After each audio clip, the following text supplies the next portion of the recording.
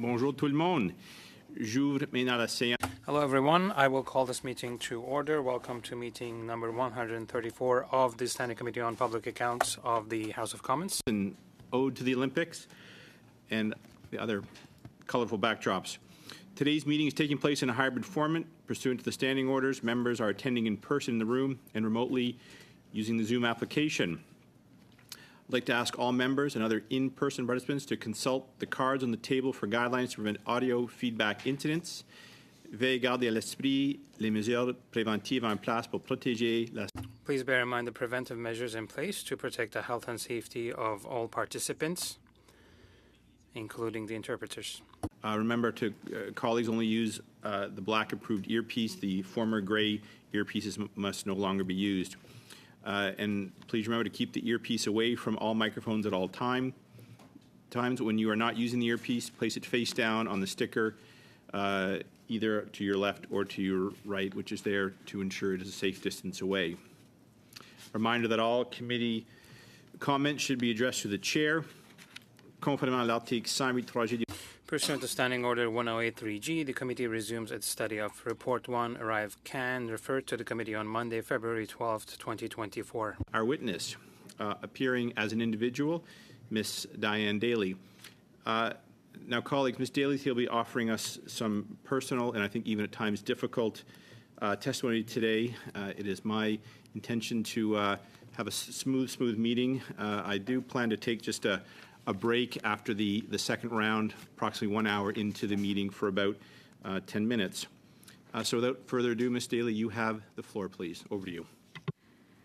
Before I begin, Chair, as you can see, I hit my head on a door this morning. I'm here to tell the truth, but I'm very concerned that if I tell the truth here, I'm going to lose my job. Good afternoon. I thank the committee for inviting me here as a guest to speak. I thank the Chair and Committee for the same time consideration whistleblower Alan Cutler was allotted during the sponsorship scandal. I never imagined I would be named in the House of Commons. I suspect this is why I've been invited here, and I'm happy to answer the committee's questions. I have been muzzled for some time now. I've been a public servant for nearly 20 years and currently serve as a supply team leader at Public Works in the Real Property Contracting Directorate. In December 2018, I was assigned to CBSA IT Services to assist with the procurement backlog, providing administrative support and learning the TBIP's IT professional services commodity. From December 2018 to July 2023, I have had no access to the CBSA, PSPC, or any other Government of Canada procurement systems. When I seconded to CBSA, PSPC automatically cancelled my contracting authority. CBSA knew I had no procurement authority. CBSA did not permit me access to the CBSA procurement system or contract documentation. Each department grants PGs the right to sign contracts on behalf of Canada, and this permission is revoked when they leave for another position. Without this permission, access to procurement systems and documentation is denied. No one from CBSA, PSPC, TBIPs, clients, or security has publicly clarified my lack of procurement authority, leading to public criticism and humiliation. My inability to speak out has been stymied by CBSA and PSPC security investigations. I resumed procurement contracting duties in July 2023 at PSPC. I went over to CBSA as a PG5, and I'm still a PG5. I did not receive a promotion. On April 17, 2024, Mr. Firth mentioned my name in the House of Commons. My great-grandfather was one of the men who cleared the land to build the Parliament of Canada. I did not meet with Mr. Firth in person and communicated virtually due to the pandemic. My role was administrative, coordinating information for various stakeholders. I do not recall discussing IT requirements with Mr. Firth. From 2020 to 2022, the issues of GC Strategy's very poor documentation, errors with submissions, and slow responses to resolution for the errors have been raised with TBIP's PSPC managers and the contractor by me and other CBSA staff. I did not provide advice on RFPs or technical requirements. Only CBSA IT experts could do that. If Mr. Firth sent me any information, I would have forwarded it to the CBSA IT experts. I had no access to draft RFPs, and I'm not an IT expert. Mr. Firth should look at the contracts he was awarded for the signature of the contracting authority who signed it. I did not sign any contracts. On December 7, 2023, I received an email from Michelle Lafleur, CBSA Security, to interview as an ArriveCAN investigation witness. I was seeking medical support for a cancer diagnosis, so I declined the optional interview. On December 13th and 14th, my Director General insisted on meeting me and told me in an MS Teams meeting to give false testimony against my former bosses for CBSA's security interview. The PSP DG and Director offered to attend the security interview with me. During the meeting, my DG implicated the PSPC Deputy Minister and the CBSA President to pressure me further. I told them I had nothing negative to say about my former bosses. If I had witnessed any improprieties at CBSA, I would have reported them immediately to my director at CBSA or my senior director of Public Works. I would not have waited until I left CBSA. Reporting serious occurrences to the Government of Canada is a critical responsibility. I have permission to share with the committee to demonstrate where I reported a serious occurrence to the Government of Canada. In April 2016, a non-security cleared person from Ottawa Carleton Association for Persons with Developmental Disabilities, or OCAPDD, Tom Gillespie, went through the back door near the loading dock at the National Archives to strong-arm a signature from Charlene Cooney, a non-verbally developmentally disabled woman, to remove her community support services. This action caused the revocation of her provincial transfer funding from Rita Regional Centre and is against DSO policy. He did not sign in at the security desk at Tunney's Pasture. Tom and other archive staff asked Charlene to a separate room for an unscheduled meeting. In March 2016, Tom tried to have Charlene sign a letter to remove herself as an OCAPDD client due to her reaction to a dental infection. His boss, Lisa Summers, and the executive director of OCAPDD, David Ferguson, were refusing the support she needed and wanted the police to handle it. Charlene taped the meeting in March 2016. The previous year, Lisa Summers sent a male employee to Charlene's emergency medical appointment without permission when she was already there with her long-term worker known to the doctor. Dr. Levitin did not know Mike, but let him in. This resulted in Charlene losing her primary doctor. On April 6, 2016, Charlene fled towards the OC Transpo Transitway. The Ottawa Police told Charlene not to return to the National Archives program, confirming OCAPDD is not allowed to harass and intimidate people. I reported this incident to the security office at ESDC on July 25, 2016. The federal government has not responded to this day. When MCSS Ottawa received the report about the OCAPDD supervisor harassment of Charlene at the National Archives, OCAPDD and the Ontario Ministry of Community and Social Services revoked Charlene's Rita Regional funding, established with the Community Transfer Committee led by the late Dr. Bruce McCreary. Charlene received the attached funding for her care. When reported to David Remington, the acting ADM of MCSS and MCSS Ottawa, the ministry moved to protect OCAPDD, an agency that uses multiple law firms with your tax dollars to ensure that the top legal firms in Ottawa cannot be used to advocate for clients, while the former provincial government cut legal aid for clients who are mistreated in this way from care centres, agencies, and other not-for-profits. This legal aid cut occurred at the same time the province of Ontario closed the last institution for special needs persons. In Ontario, developmentally disabled persons can only access legal aid for matrimonial dissolution, adoption issues, tenant disputes, and criminal charges. These types of abuses toward this population by provincially funded not-for-profits are no longer covered by legal aid support in Ontario. Registered letters were sent to the current Premier of Ontario's office and the current Prime Minister's office. Neither office cared to reply or cared full stop. The DSO has never restored Charlene's community transfer funding and has not responded to passport funding application attempts, even though Rita Regional clients with transfer funding are equally entitled to passport funding for personal needs and programs, like Charlene's communications books. My former DG's escalating actions toward the CBSA, regarding the CBSA's security interview raised red flags.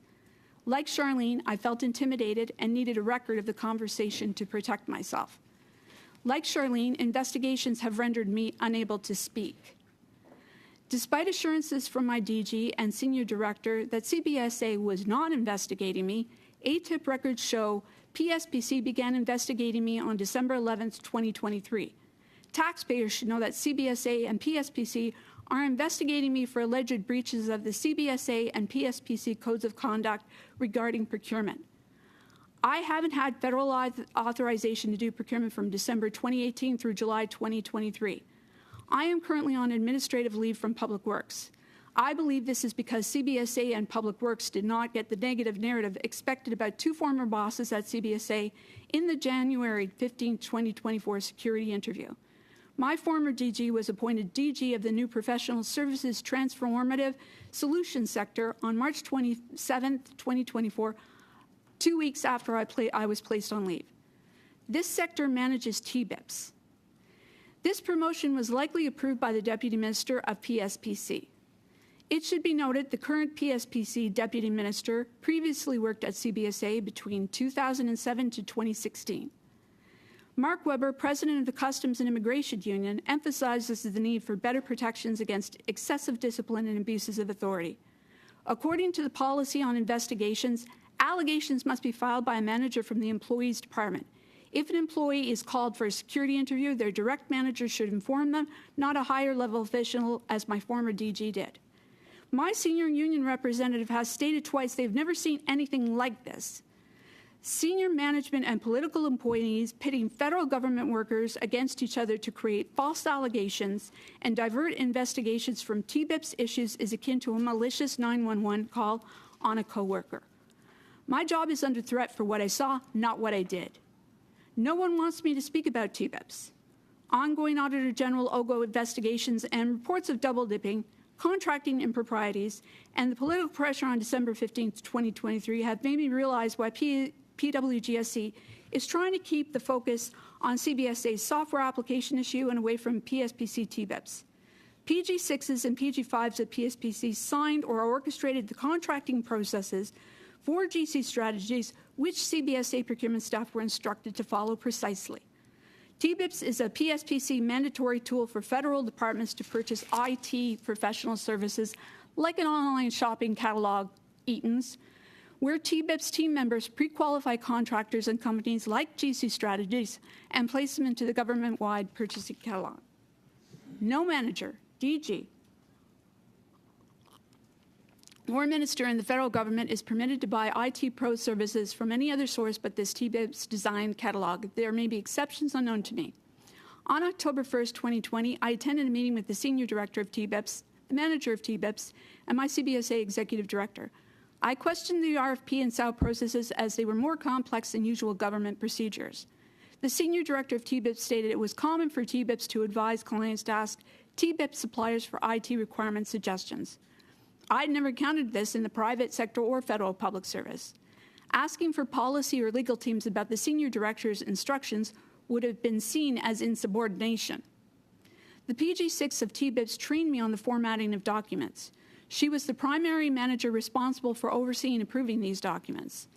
Although I am not part of the CBSA IT department, I acted as a liaison, facilitating the flow of IT requests between CBSA IT, CBSA procurement, and PSPC TBIPS according to TBIPS instructions. My role involved filling out the necessary forms, but I did not have the authority to generate purchase requisitions, create contract documentation, spend money, or sign contracts. Taxpayers should know I was unaware TBIPS buying unit was housed where the TBIPS catalog is produced. I found this out in February 2024 through a Google search by several IT consultants. I believe the ArriveCAN app investigation has uncovered a more damning issue outside of ArriveCAN. It's called TBIPS at PSPC. I do not work at TBIPS. The PG6 manager of TBIPS oversaw my work at every stage. She trained me. If there were issues with my work, she would have informed me and my director, and she should have corrected me. CBSA procurement was also being guided by TBIPS, who were often signatures on the GC Strategies contracts. To quote my sister, who currently works in compliance, this TBIPS issue will escalate CBSA into a procurement pox affecting many more departments, ministers, and DGs throughout the government. It's a financial nightmare. The TBIPS tent should be dismantled and separated, with catalog vetting done independently. No PGs, especially active designated PGs, should be housed in the same vicinity, similar to how contract security operates separately from buyers. The appearance of direct conflict of interest is akin to having a mergers and acquisitions group in the same area as stockbrokers. There is a reason for the division of duties in an investment house. It's called insider trading. CBSA and I had been reaching out to the manager and the team of TBIPs regarding ongoing problems with extremely poor documentation from GC Strategies since 2020. In spring 2022, the manager of the BTID DGO, the manager's administration officer, and I met with the supply team leader responsible for the $25 million TBIPS RFP contract and her manager to discuss various issues regarding reoccurring poor documentation from GC Strategies, noting there had been no improvement in this matter over several years. Instead, the situation became worse. The manager of CBSA, BTID, DGO, and I asked if the RFP could be canceled and retendered, given the reporting of this information and the lack of resolution to the ongoing problems with paperwork from GC Strategies. TBIP stated they could not delay awarding the contract to GC Strategies despite the information provided by our team. PSPC proceeded to award the contract to GC Strategies despite the reported issues with the supplier in the spring of 2022. The $25 million contract was signed by an authorized PG5 from the TBIPS team, not me. Thank you. Thank you very much, Ms. Daly. Before I proceed, je veux vérifier. I just want to make sure that interpretation French into English is functioning. No, I'm being told that it's not working, so can we please correct that issue?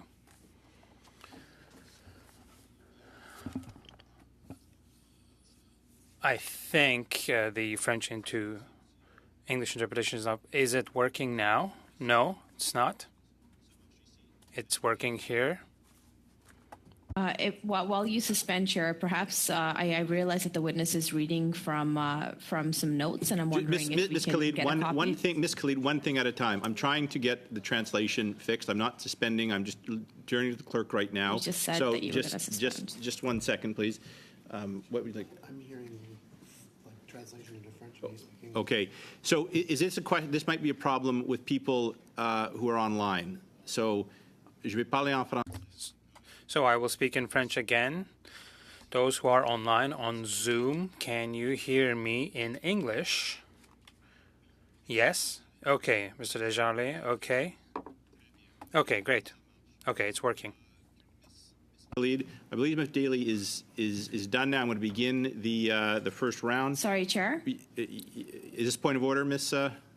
Yes, Kelly? Chair, it is a point of order. Yes. If that's okay, Chair, I was just wondering, I know that Ms. Daly read off of notes, and I'm wondering if we can perhaps have copies distributed to the committee, as is the regular practice for every witness that comes before us to provide us their notes beforehand.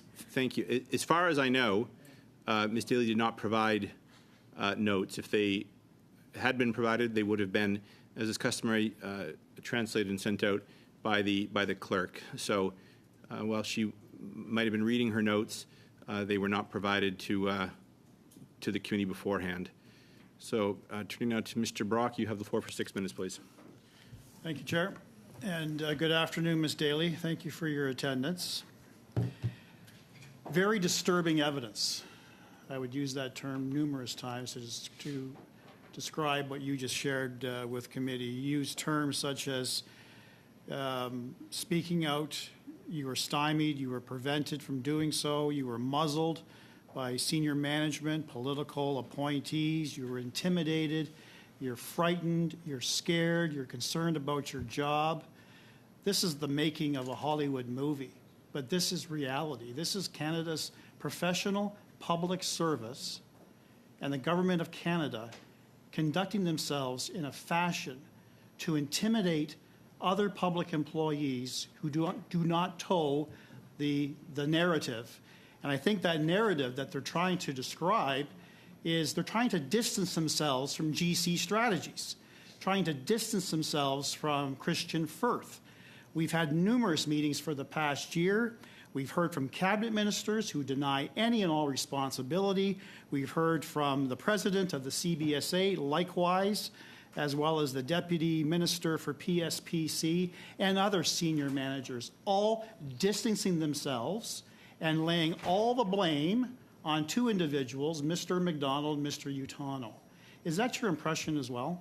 I never saw Mr. McDonald or Mr. Utano do anything nefarious. I would have The reported question is it your impression from being within the CBSA and the PSPC No, it's not my impression. that these officials are trying to distance themselves? I would say that's accurate. You would say that's accurate. Who are these people, in your opinion? Who are these officials? Who are the senior managers and the political appointees? Name them, please. You know, I'm going to likely, these are the people that are likely going to get me fired, right? Yes, but you're compelled to answer, Ms. Daly, as difficult as it is. Okay, I have proof, evidence, both email and audio, to demonstrate that I've been intimidated by my former Director General, Who's that? Lisanne Bolduc, Lisanne Bolduc.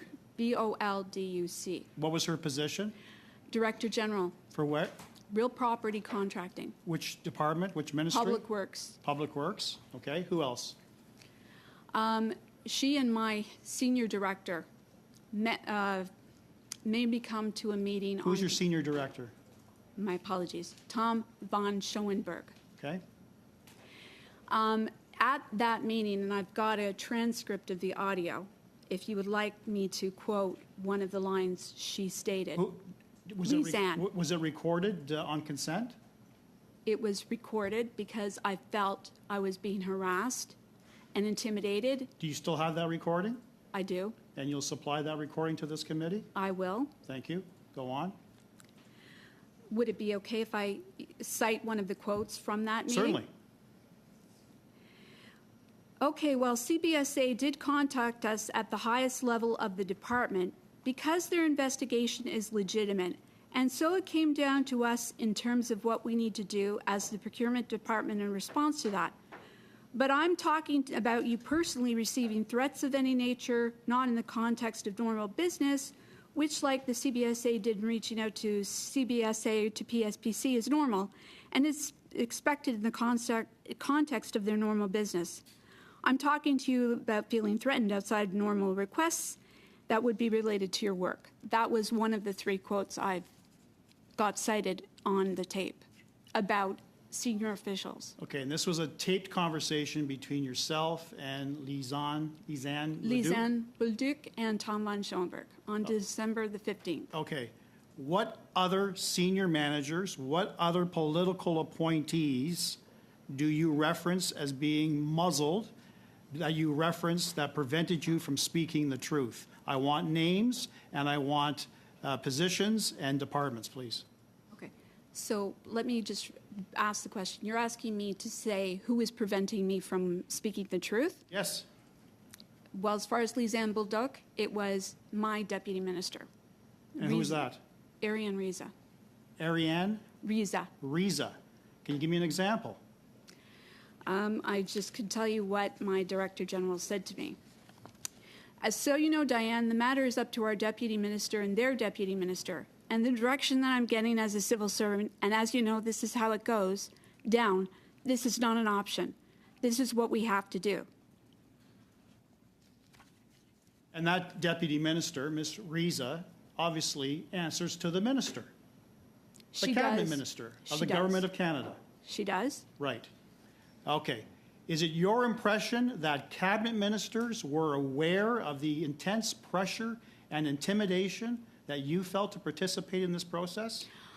I am going to refer back to one of the committee hearings that I've reviewed from the deputy minister, and she clearly states in that she didn't inform the minister until November. And I know the minister on November 28th took responsibility, what he knew of responsibility in the press.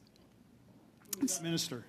Minister Duclos, and I believe he has tried to do the right thing, but he wouldn't have known what was going on until at least the fall of 2023, because that's what Ms. Riza made comments to in her appearance before either OGO or And Public your- Accounts. And your Thank opinion, you did very you do much, anything to Mr. rectify that? Thank you very much, Mr. Brock. That is your time. We will, I'm sure, come back to you. Ms. Shanahan, you have the floor for 6 minutes, please. Well, thank you very much, Chair, and I want to thank Ms. Daly for making herself available to answer questions here today. Ms. Daly, you'll have to forgive me your opening remarks being very detailed. I'm not sure that I caught all of it, and I do hope that we will have the benefit of a printout of your remarks. And just in case, Chair, that not all of it was captured in the translation either.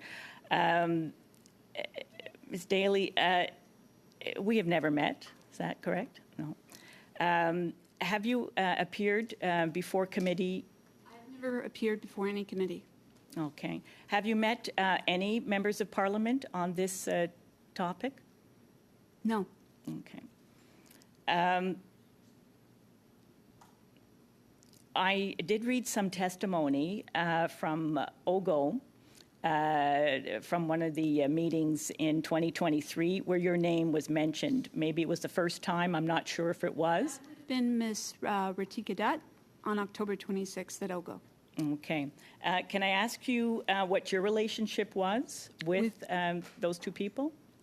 With Ratika Dutt? Yes, yes. There was no relationship. Okay. Sorry, I do have to take water because of my medical condition. Okay, I appreciate that. I want to be clear, they were names on a resume that was forwarded to one of the project managers. Excuse me. And that project manager at CBSA did the evaluation, sent it back, and in my administrative role, I forwarded that on. Okay. So did you have any conversation with this person? No, I don't recall. And are you familiar at all with, because she works for Bottler, or she has a company called Bottler? She's a co-owner of Bottler AI. And what I do know is she was seeking payment for some of her 2 deliverables, I think it was, is what she said. My senior director asked me to make sure she got paid. I made sure that she got paid. Okay, so the communication with the partner at Bottler came through your senior director. The communication was submitted through email, and like any other director, they would ask their admin staff to look into it. Okay. So That was what I did. So you never spoke to her directly? I don't believe I did. Okay. I think I'm going to circle back to that. Maybe we'll just start out then with, could you please elaborate on your role in the procurement process and what role Public Services and Procurement had in this process, particularly when it concerns, we're talking about the work that was done through Bottler and also the work for ArriveCan. Can you elaborate on your involvement? Okay, well, I was a senior advisor in the Director General's Office of IT Services at CBSA. I had seconded over at level. I had no procurement access, and that I have proof of. I have no access to procurement in any way, shape, or form. CBSA had its own procurement team. And in fact, were recognized for putting in place a series of COVID-19 contracts for, I believe it was in 2021. The process was you got requirements, we had a backlog, we'd take those requirements, we would package them up in the way that they told us. IT would give me those requirements. I would put them into a format to submit them to CBSA procurement through email. Then they would generate a purchase requisition. That And Ms. Daly, I'm going to stop you there. You understand that sometimes we have to interrupt Sure. to kind of get on with the questions. Did you meet with anyone in preparation for today's meeting? Anyone that would be working for any member of Parliament or anyone here at the House of I Commons? am not allowed to talk to anyone because of the security investigations that are ongoing, because I spoke out and said not the negative narrative that they wanted, to accuse two former bosses of false allegations. Okay. And can you just tell me, you've read the Auditor General's report, number 1 on ArriveCAN? Yes, You have read that. What was your takeaway from that report? I would say that there are two things that the committee should know. In 2021, OPPO did a report on CBSA's procurement. In that report, in October 2020, the CBSA created something called the Contract Review Board to highlight a review of any and all impactful procurements. So what that should have flagged them was all of the steps necessary that the Auditor General identified, including project management, setting up more than one cost center for reporting, et cetera, that should have been easily done and should have followed that process, because that was what What was the second thing? the second thing was the way that Mr. Moore in the finance group made a statement that it was IT services that actually did the procurement. That was physically impossible. Thank you. That is the time for Ms. Shanahan. Maintenant, c'est Madame Sinclair Desgagnés. Now, Ms. Sinclair Degania, you have 6 minutes. Thank you, Chair. I'd like to thank Ms. Daly for her testimony, which was very interesting. So I will have many questions. I'll try to go quickly. First, you talked at multiple occasions about your former bosses who have silenced you, did not allow you to speak. And can you please provide the names once again? Understand, I don't have the translation working on my ear, please. On va arrêter So quelques... we're going to suspend briefly. Puis, Madame Sinclair Desgagnés, on va recommencer au début. Ms. Sinclair Degania, we will take it from the top. Non. I apologize, Miss. So you said in English, you're not hearing English when No. you speak? Est-ce que ça... Does it work now, Miss Daly? Can you hear me, Miss Daly? No, it's not working.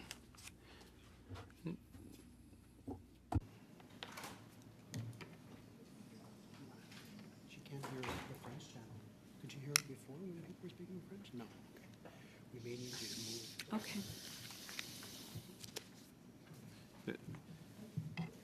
It might just be a earpiece challenge. But she needs to hear They're it. checking right now. On vérifie présentement, Madame Sinclair. We are looking into it, Miss Sinclair Degania. Encore. Okay, let's try this again, Miss Daly. Can you hear me? Can you hear me in English now? Does it work? Yes. You can hear me in English? Okay, great. Okay, Miss Sinclair Degania, you still have 6 minutes. Please take it from the top. Okay, thank you, Mr. Chair. I'm going to take it from the top. Ms. Daly, thank you for your testimony. It takes a lot of courage to be accusing one's former bosses. While you said that you felt muzzled, can you please tell us once again which one of your bosses, their names? I think I got Ms. Reza, but what are the other names of your previous bosses who muzzled you? My former Director General, Lisanne Bolduc. My Senior Director, Tom von Schoenberg. Parfait. Merci beaucoup. Okay, great. Thank you so much. I have many questions. Well, on the one hand, we have heard from different people who brought your name up in different contexts. Mr. Dutt with Butler or Mr. Firth in the House of Commons, who said that he was in communication with you. We also received at the Public Accounts Committee documents and emails that show that you participated actively to the procedure of procurement and the contracts that have to do with GC strategies. We have emails that you sent to Ms. Durrigan that brought up questions about the attribution of contracts to GC strategies. And in these emails, it looks like you insisted strongly that this contract take place. So did you do it on your own will, or were you asked to behave in this way? And if yes, who made the request? The requests came down from the senior management team at CBSA. Par That qui, is s'il what I vous plaît, know. Madame Daly? Qui, quand vous... Who exactly, Ms. Daly, when you say the senior management, who specifically? It was communicated to me through my executive director that he was being instructed to go with GC Strategies. We didn't know who GC Strategies was. Donc, Monsieur McDonald a So Mr. McDonald was informed by someone else that he had to give it to GC Strategies. So is it Mr. McDonald who was asked to behave in this way? et vous pensez que Monsieur McDonald And do you think that Mr. McDonald received this instruction from someone else? What I was informed of, I wasn't in the C-suite, so I don't know who would have instructed him. I was just a PG5 at mid-level, low-level employee doing what I was told to do. Parfait. Okay, great. But Mr. McDonald and Mr. Utano, as well as your colleague, Mr. Laparouin, knew about GC Strategies, and there would have been personal reasons maybe of wanting to give a contract to GC Strategies. They took part in whiskey tastings, they played golf, they were receiving gifts from GC Strategies, so they themselves might have wanted to give the contract to GC Strategies. Why do you think that this is an instruction that came from someone else, and it wasn't themselves that wanted to give the contract to GC Strategies? Well, I have a copy of what I found on the internet, which was an A-tip on Reddit. It's a 2022 A-tip. It clearly identifies that the decision for GC Strategies, which was made at the highest level, and I'm happy to provide that to the committee, it was made through one of the offices of the acting CFO, who said it came out of her office. So I'm not sure where this was generated from or how GC Strategies, which is a two-person company, was involved. But again, just a low-level employee doing her job. Quand vous insistez, When you were insistent in your emails on the fact that the contract should be given to GC Strategies, when you were insisting strongly and bringing forward arguments, did you at any point in time tell yourself, well, I'm doing something that is not correct? And was that the time when you decided to blow the whistle?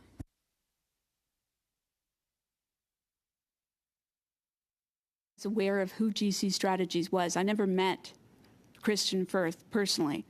It was COVID.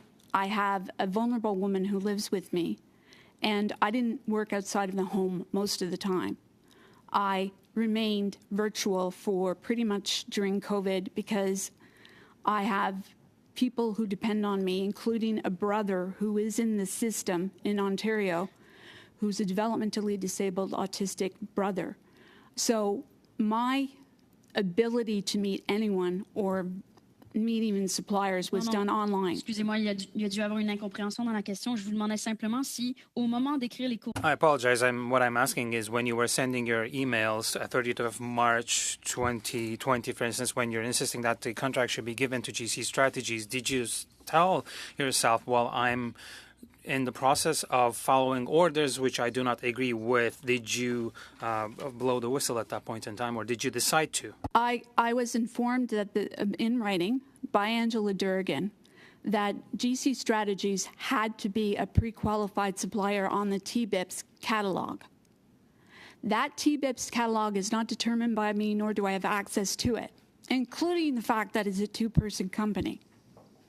So any and all decisions were not mine to make. I had no access or no right to make decisions. Senior management at CBSA has a contract review board. They have a series of executives at CBSA at that time. They would have instructed, and as you know, this comes down, like Lisanne said in her audio, it comes down, you are a soldier, you are to do as you're told. I'm a unionized member. For doing my job, and if I'd seen anything, I would have reported it. I didn't know who this pre-qualified supplier was. I want to make that very, very clear.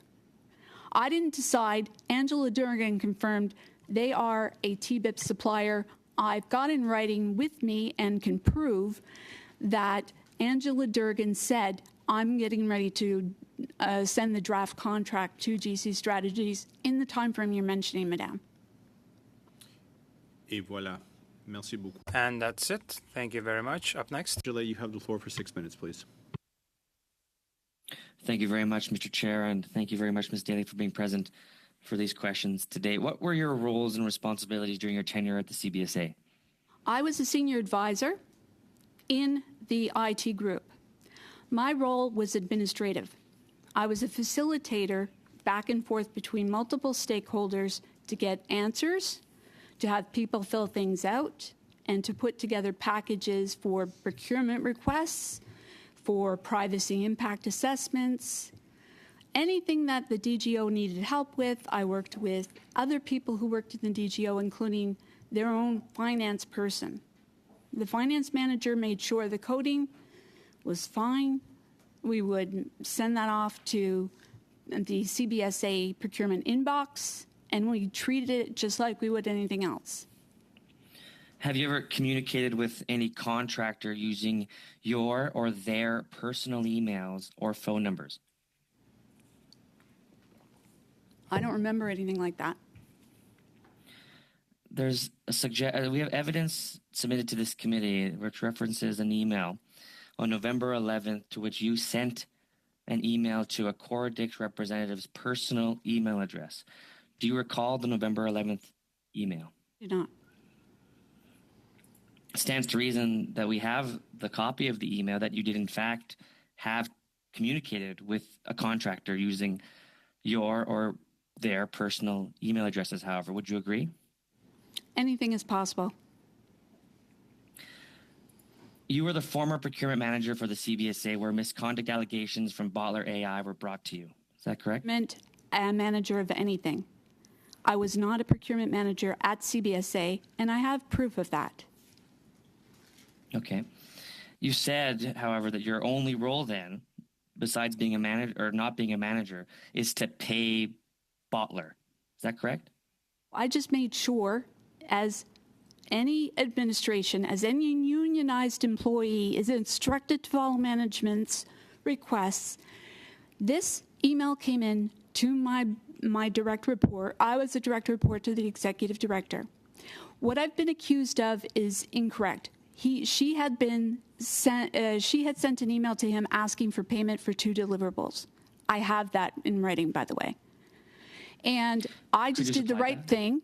I just did the right thing. And I got her paid. I made sure that because people should be paid. Now, I want to give some context. To take payment?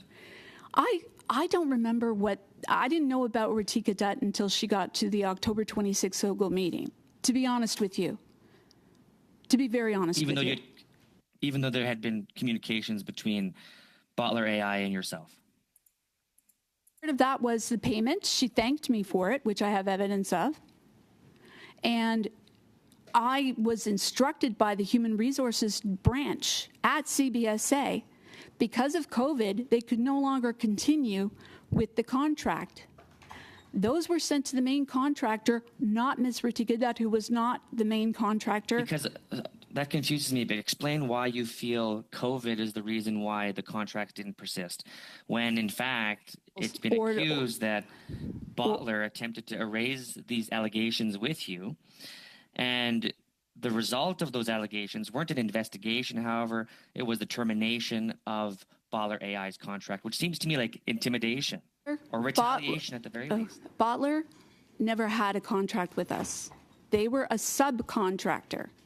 In other words, they had a separate agreement with, I believe it's GC Strategies. They themselves were not the contractor on record. Let's be very clear. So any business arrangement is outside the purview of any Government of Canada employee to deal with them. I made that very clear in writing to Ms. This is the problem, Ms. Daly, where Bottler you're saying that they were a subcontractor. How can you be a subcontractor without knowledge of being a subcontractor? When it came to light that Bottler was in fact a subcontractor through GC Strategies, they raised that concern with you directly. That concern via email constitutes a misconduct report according to the CBSA's policies. Why is it then that misconduct report wasn't investigated by you or flagged for investigation? First of all, it did not deal with misconduct. Let's be very clear. She had some personal issues with her relationship with, I think it was Coredex and GC Strategies, if I'm not mistaken.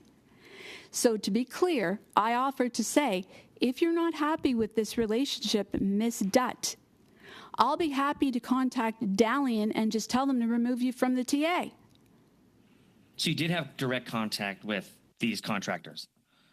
He Why did. would you say the opposite? I didn't say the opposite. I asked you at the very start, I said, have you ever communicated with any contractor using your or their personal email addresses or phone numbers? Email You said addresses? no. I said I And don't then remember. I gave you evidence of one. Okay. So how much don't you remember about the communications between these companies like GC Strategies and subcontractors that it seems to me you obviously had a relationship with these contractors so much to the extent sir. No, that I had no they were relationship, sir. terminated. No, sir, let me revisit what you said, okay? Let me just answer exactly what you said, what you asked me.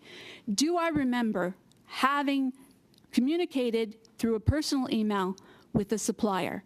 Is that not correct? That's correct. And you said no.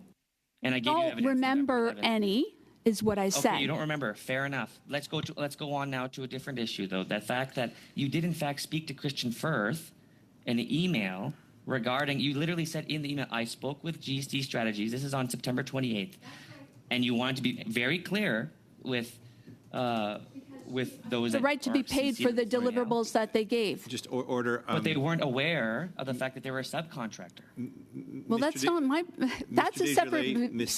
Daly, the time That's the misconduct we're talking about. Mr. Desjardins, the time is more than expired. We'll have to come back to this. Thank you, Chair. You will have another opportunity. I'm going to begin the start of the second round. Mr. Genuis, you have the floor for 5 minutes, please. Ms. Daly, your testimony today is explosive and brutal. You've compared this to the sponsorship scandal. You said that you've been muzzled and that you are at risk of being fired for your testimony. Why do you think that you are at risk of being fired by the Government of Canada for telling the truth to this committee? What exactly is motivating those who don't want you to speak about grave problems in this government's contracting practices? First thing I was informed of when I was met with my former Director General, she said, oh no, Diane, they only want to talk to you as a witness. Then she went on to make the intimidation. She had been contacting me on a regular basis via MS Teams, via email, via, setting up separate meetings to sort of stalk me is the way it felt.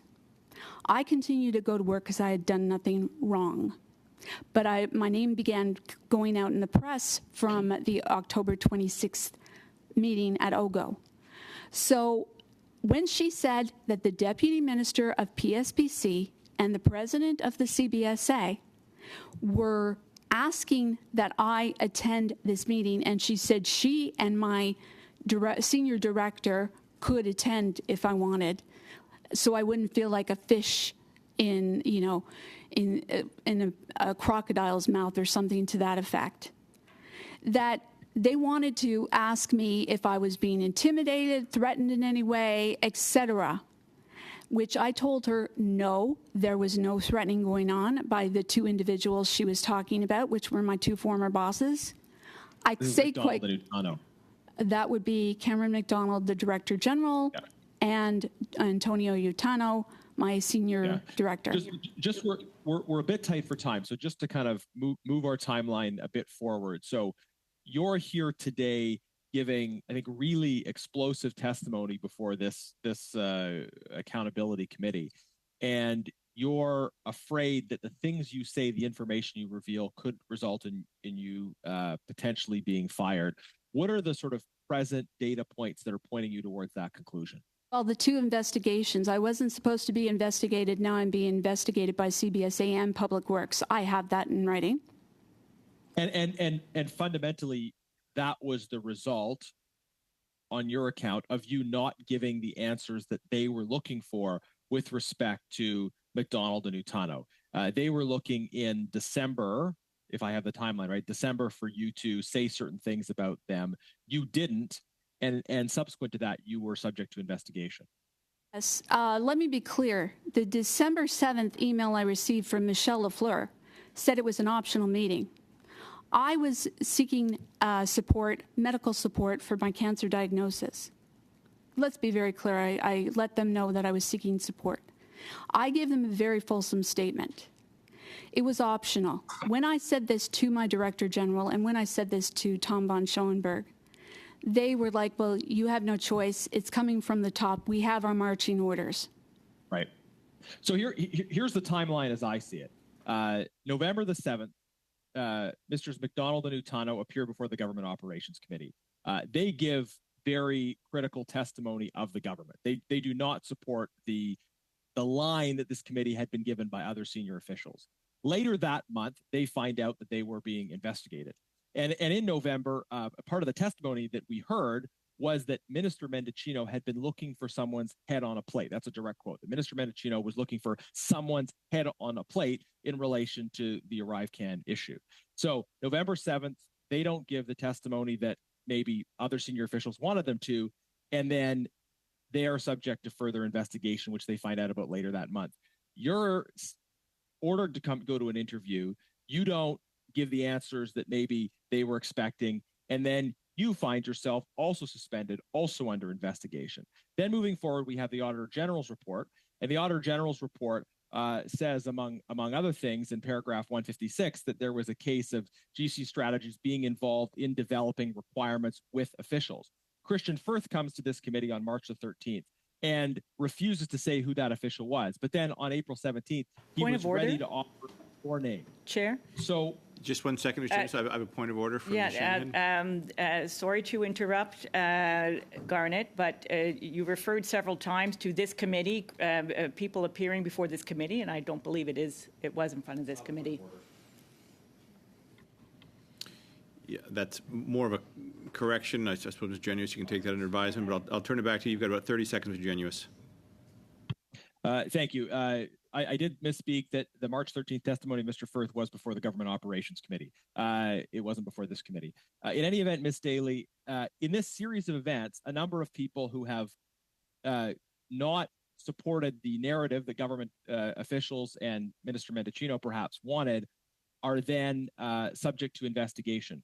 Why do you think Christian Firth specifically named you in the House on April 17th in relation to what the Auditor General said in paragraph 1.56? Why was the finger pointed at you? Very good question. I don't know why Mr. Firth made that statement.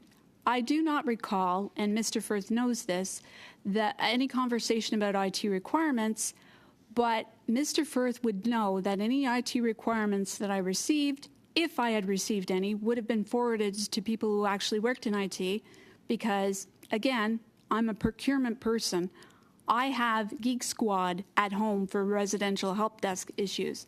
I'm not the go-to for IT. Mr. Firth worked directly with CBSA IT staff on, I don't even know what they were doing. So let's be very clear. I could not and would not put together a package that didn't come from CBSA IT staff. I wouldn't know what to put in there. Thank you So very the much. point then is Thank what you very was much. behind him Mr. naming Generous, you? that is your time, Mr. Generous. I'm sure we'll come back to you. Ms. Yip, you have the floor for 5 minutes, please. Thank you, Chair. I appreciate that you gave committee members reasonable notice regarding the timing of this meeting, especially after our colleagues on the Committee on the Status of Women were not afforded the same courtesy. Although I'm disappointed that we are meeting on an exceptional basis when the House is not in session, I just want to remind everyone that there was consensus during our last subcommittee meeting not to meet before September. So I hope that we are able to get back to our regular work reviewing the Auditor General's reports in the fall. That being said, here we are, all virtually and in person as well. And I'm glad that we have the chance to speak to Ms. Daly. So on that note, Ms. Daly, my first question is, why did the two Director Generals ask you to give false testimony? The correction I should make is my former Director General and my senior director were at the meeting. So it's not two Director Generals, just to be clear. On December 15th, my Director General had been on vacation. She insisted with the title of the meeting called Meeting with CBSA.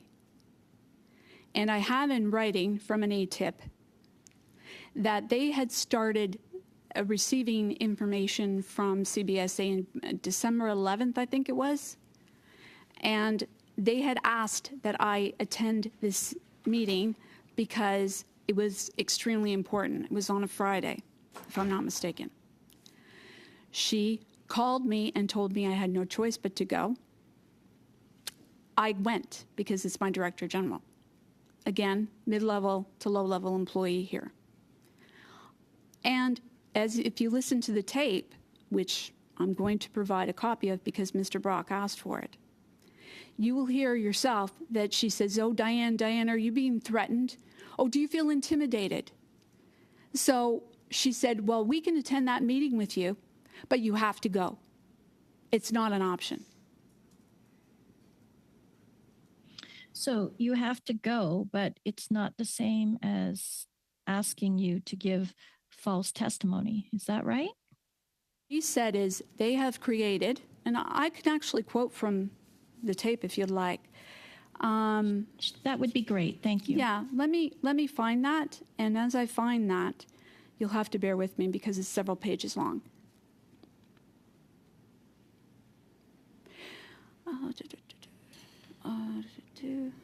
Ms. Yip, if you're agreeable, I'll just stop the clock. I'll give Ms. Daly a few seconds to find it, but I'll stop the clock for you so it's not cutting into your time. Thank you, Chair. Yeah.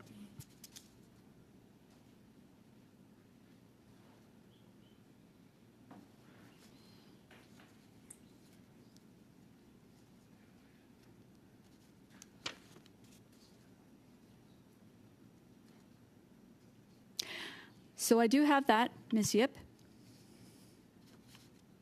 Go ahead, please. The floor is yours, Ms. Daly, and Ms. Yip, you have about 2 minutes and 20 seconds left. They're investigating two individuals, not you, within the organization. As part of the story, because you're involved, your name pops up many, many times, but there are not necessarily in some of the stories that they're developing. There's holes, and there's not necessarily documents that are associated to those holes. So they need, and unfortunately, you have an obligation to respond, and we'll get to how we're going to support you because we're going to have to respond. They will need to interview you and to fill in those gaps in information that they have in the store. Can I just say that? Yeah. And I say, so the information I have via email from CBSA clearly states it's an option. Why, really? Yes, so it's an option. So I said respectfully, I decline. Okay, I didn't know that. I have it in writing is what I replied to her. Okay, I'm very uncomfortable with who they are, and so my former DG and my former senior director or executive director at the CBSA, Antonio Utano and Cameron McDonald, who are at OGO, are honest, transparent, integrous people. I've worked with Cameron when he worked at Public Works, for instance. You can ask anyone who in real property he was. So I say about Ms. Dutt, in answer to a former committee member's question, This woman came to OGO with these things. I don't even remember her name. It was a name on a task authorization, by the way. And so this was a TA amongst many TAs, and that was in the Globe and Mail, was me asking for somebody who had already been paid to pay this person, which was perfectly fine. Tom and I discussed that, is what the DG said. So I reply, yeah, so I try and do the best by everybody. I'm telling you, I'm advised, and I know that Mindone was known in the IT group. Mindone, I was told, by the way, I was told this, decided to go with GC Strategies. I don't know that for a fact, which I informed the CBSA of my email. And so I said, they asked me to reconsider, and I did not respond after I had already made a fulsome statement. So the CBSA said, my DG said, as an option, you know what, Diane, I'm not going to argue with you. Would you be comfortable sharing the information? And she said, well, I think, first of all, I think it would be fair. What I was going to suggest to you today, and this is all new information that was presented as an option to you, was that we as your employer support you through the process. We would be there to make sure that you don't feel like, I don't know, like fish in a crocodile pound when you're interviewed by the CBSA. They're just doing their job as how the information got presented to me and Tom. Like, they have a job to do. They're the equivalent of the Departmental Oversight Branch. So the Departmental Oversight Branch does internal reviews here within the department. This is what they were doing there.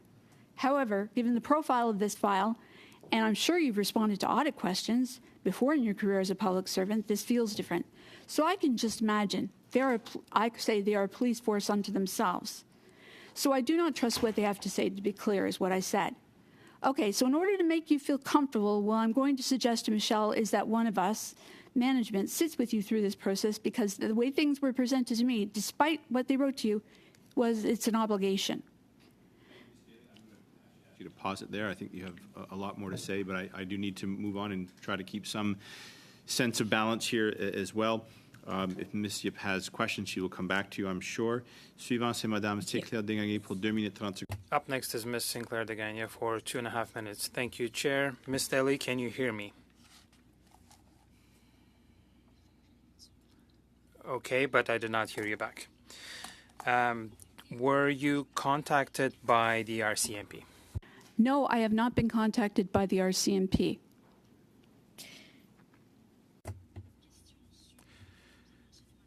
So you referred to Ms. Dutt at multiple occasions. When Ms. Dutt, with whom the CBSA was supposed to have a contract, discovered finally that the company, Butler, was becoming a contracting company for GC Strategies, when Ms. Dutt had realized that her signature had been falsified, she reported this misconduct. It's, of course, illegal, forging someone's signature. Were you aware why this was not brought up? Of course, this was a criminal offense. As a supply officer, you should be aware that forging someone's signature is a criminal act. Why did you not bring this up at that point in time, Ms. Daly? Well, you'd have to refer back to the timeline I was there. I was only at CBSA until July 2022, if not June 2022. So I believe, if I'm not mistaken, and I have to go back to the OGO committee, when did Ms. Dutt raise that specifically to CBSA? J'ai cette information-là. I have that information here in front of me, if I can find it. Just a sec. So Ms. Dutt communicated that information. Just a second.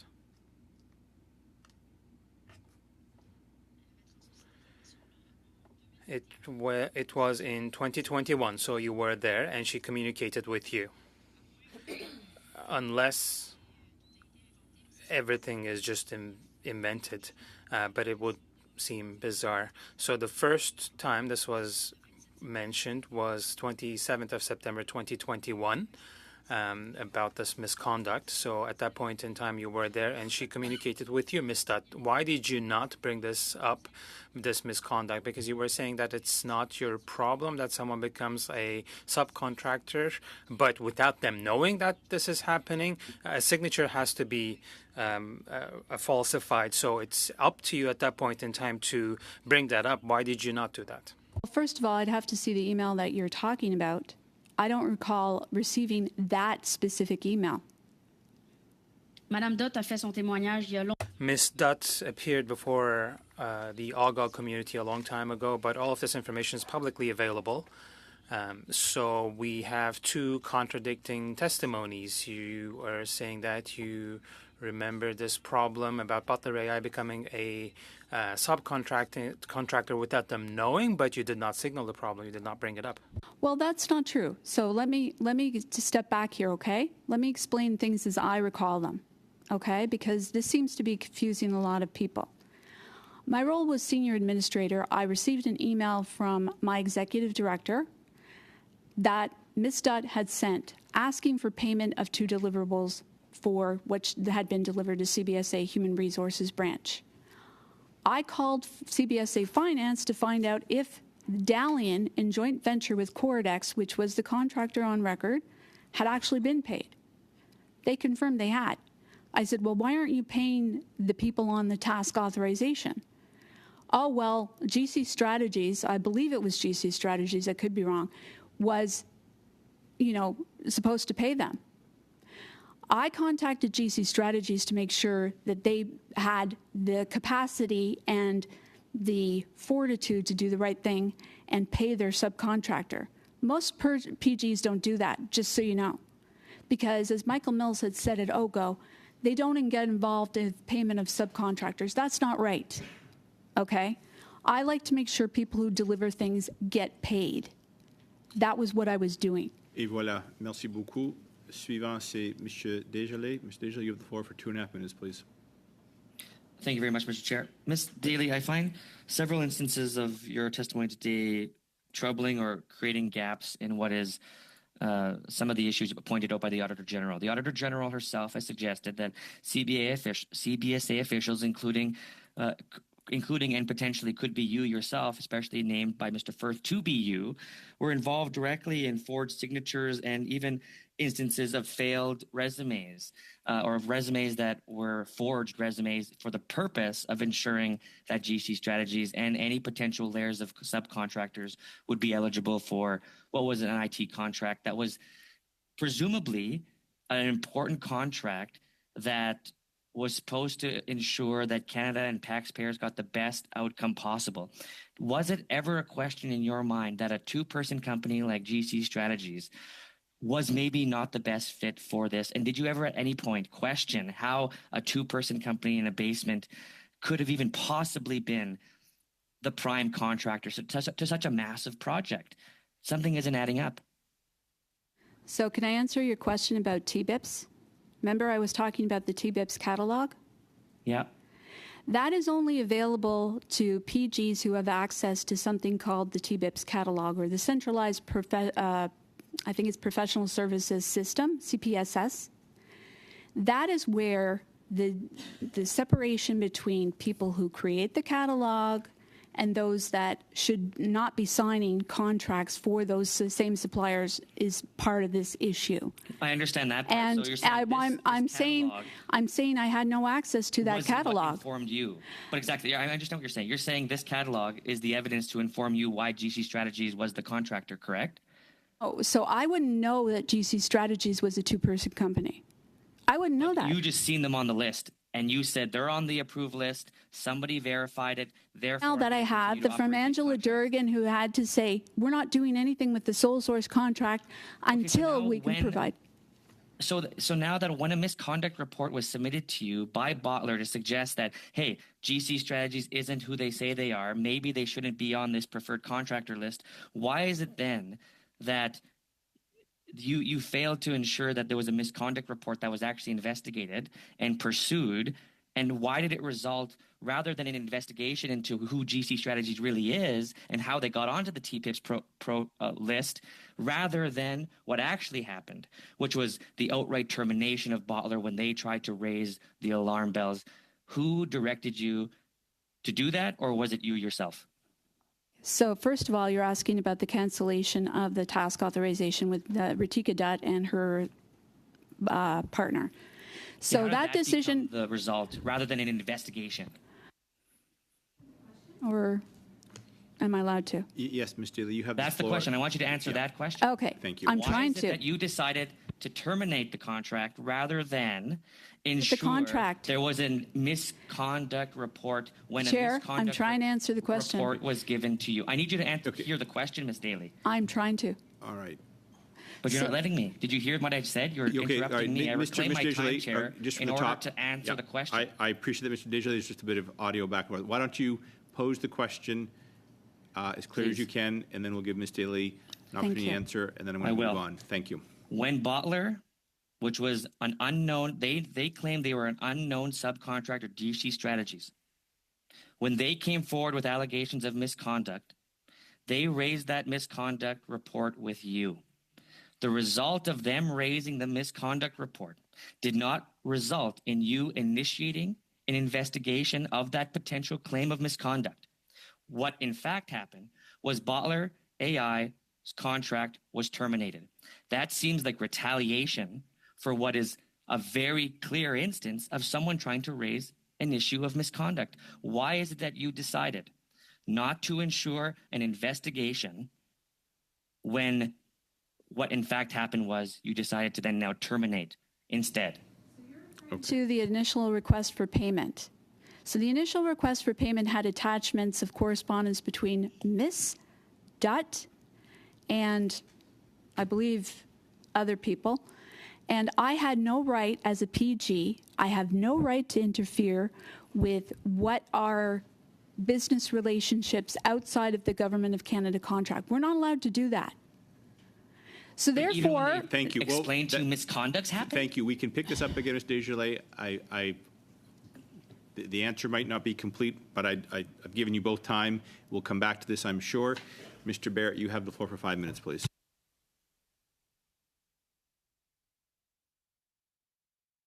Communicate with Christian Firth of GC Strategies.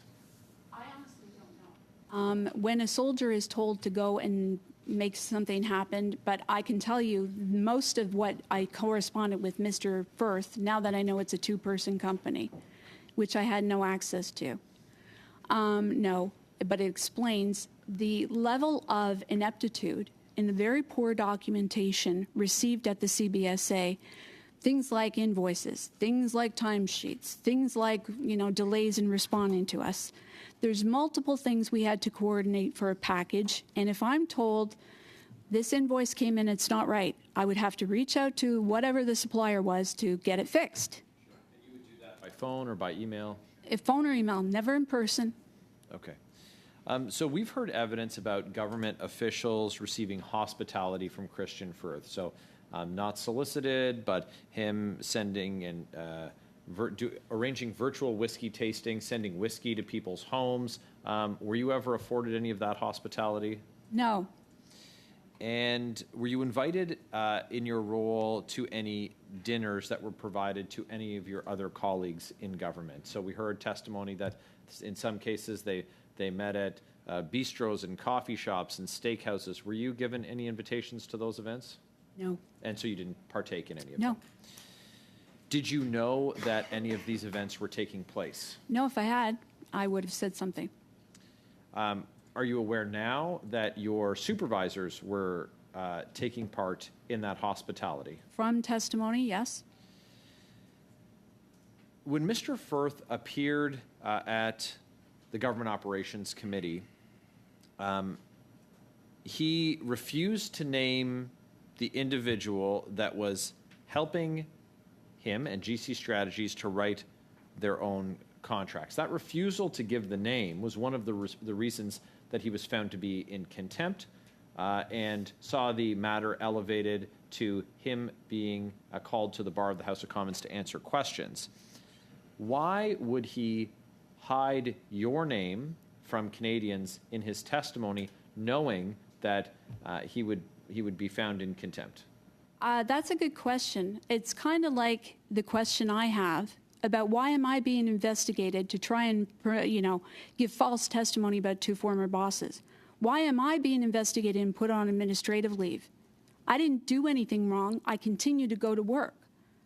I would ask that question of those in the CBSA management team, those in the PSPC management team who decided to investigate me. So what changed between his appearance at OGO and his appearance in the House when he refused to name you and then when he did name you? I have no idea.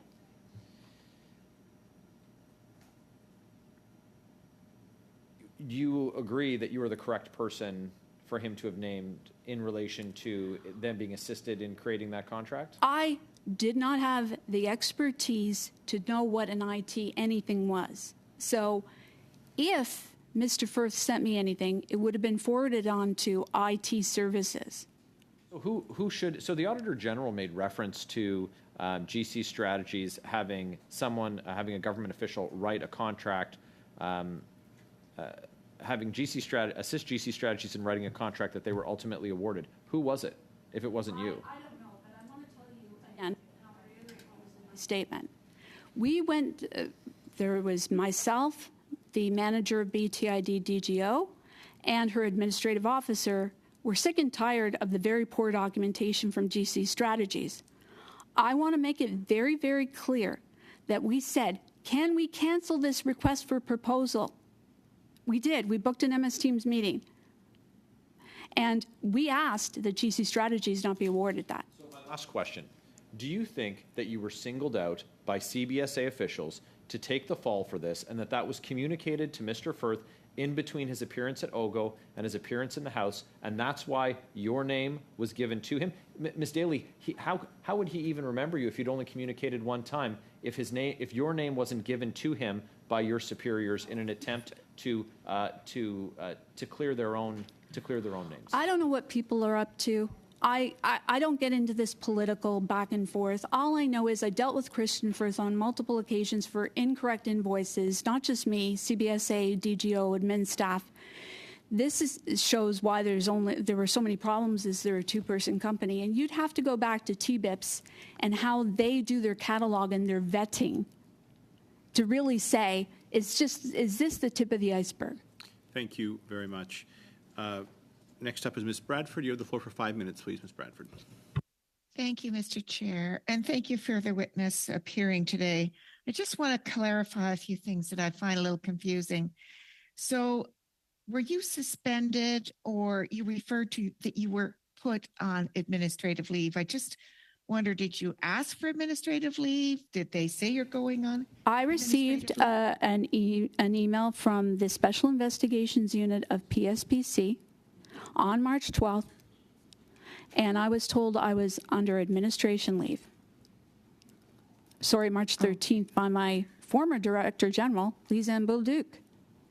Happy to provide the committee with a copy of that. Now, was Cameron McDonald supervising your work? No, he wasn't. Okay. All right. And looking now at your interactions with Christian Firth, do you recall when the first time you came into contact with him was? Angela Durgan. And what was the first time you met, and what was the meeting pertaining to? Well, first of all, there would be, I'd never met the man personally that I can recall. I don't remember meeting him. But this was in the time period of COVID.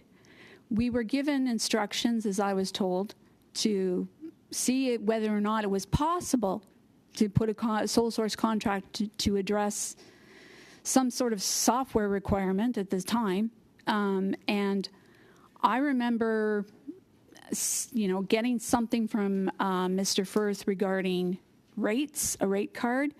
But as I said to him, it has to go through PSPC's appropriate commodity team called TBIPS in order to be able to do anything. So I advised the IT group, the CBSA IT group, that everything has to go through CBSA procurement and then PSPCT BIPs.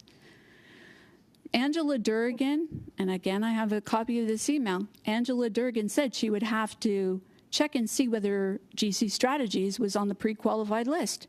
They were. I have no access to that. So for me, that was the first I'd ever heard of GC Strategies was through Angela Durgan. Now, Mr. Firth has provided testimony that he met with you prior to the contract being awarded to GC Strategies. And during that meeting, he provided 3 suggestions for requirements for the contract, which ended up having 220 requirements. Do you agree with that statement? And I do not recall, and I'll keep going back to what I said, I do not recall any conversation of IT technical requirements from Mr. Firth. If Mr. Firth had given me anything, it would have been forwarded on to the IT department who sets the technical requirements. Okay, and getting back to your leave, is it medical leave that you're on now, or just? No, it is administrative leave, and that comes as a result of my former Director General, Lisanne Belleduc. Okay, thanks for clarifying that for us. Now, because this is the Public Accounts Committee, I want to get back to the AG's report on ArriveCAN. You said that you've read the report. Do you agree with her findings and recommendations? Absolutely. And I'm going to say that's why I go back to the October 2020 answer in the OPO report from November 2021, which states the CBSA has a contract review board. In the contract review board, they are supposed to review the impact to the agency. That would mean planning for projects, planning for finance. That would mean more than one cost center to be set up. Does that make sense? Yes. Were you interviewed by the AG's office? No. Okay, you weren't. And in reviewing the report, can you outline any things that you might have found concerning? Well, I don't know if the AG has received all documentation related, such as my 2022 that I found on Reddit, the 2022 information about CBSA's presentation to the committees, the answer questions, things like, well, my office made the decision to go with GC Strategies. This was a public servant, and as a unionized employee, we're very concerned about this. The public service should be very, very concerned that their management team who make decisions and try to blame unionized members at a lower level for decisions made at the highest level is a real threat. It's a real reprisal, and I'm a walking example of that. Thank you very much, Ms. Daly. That is the time that ends the second round. I'm just going to suspend for 10 minutes, and we'll come right back. Thank you.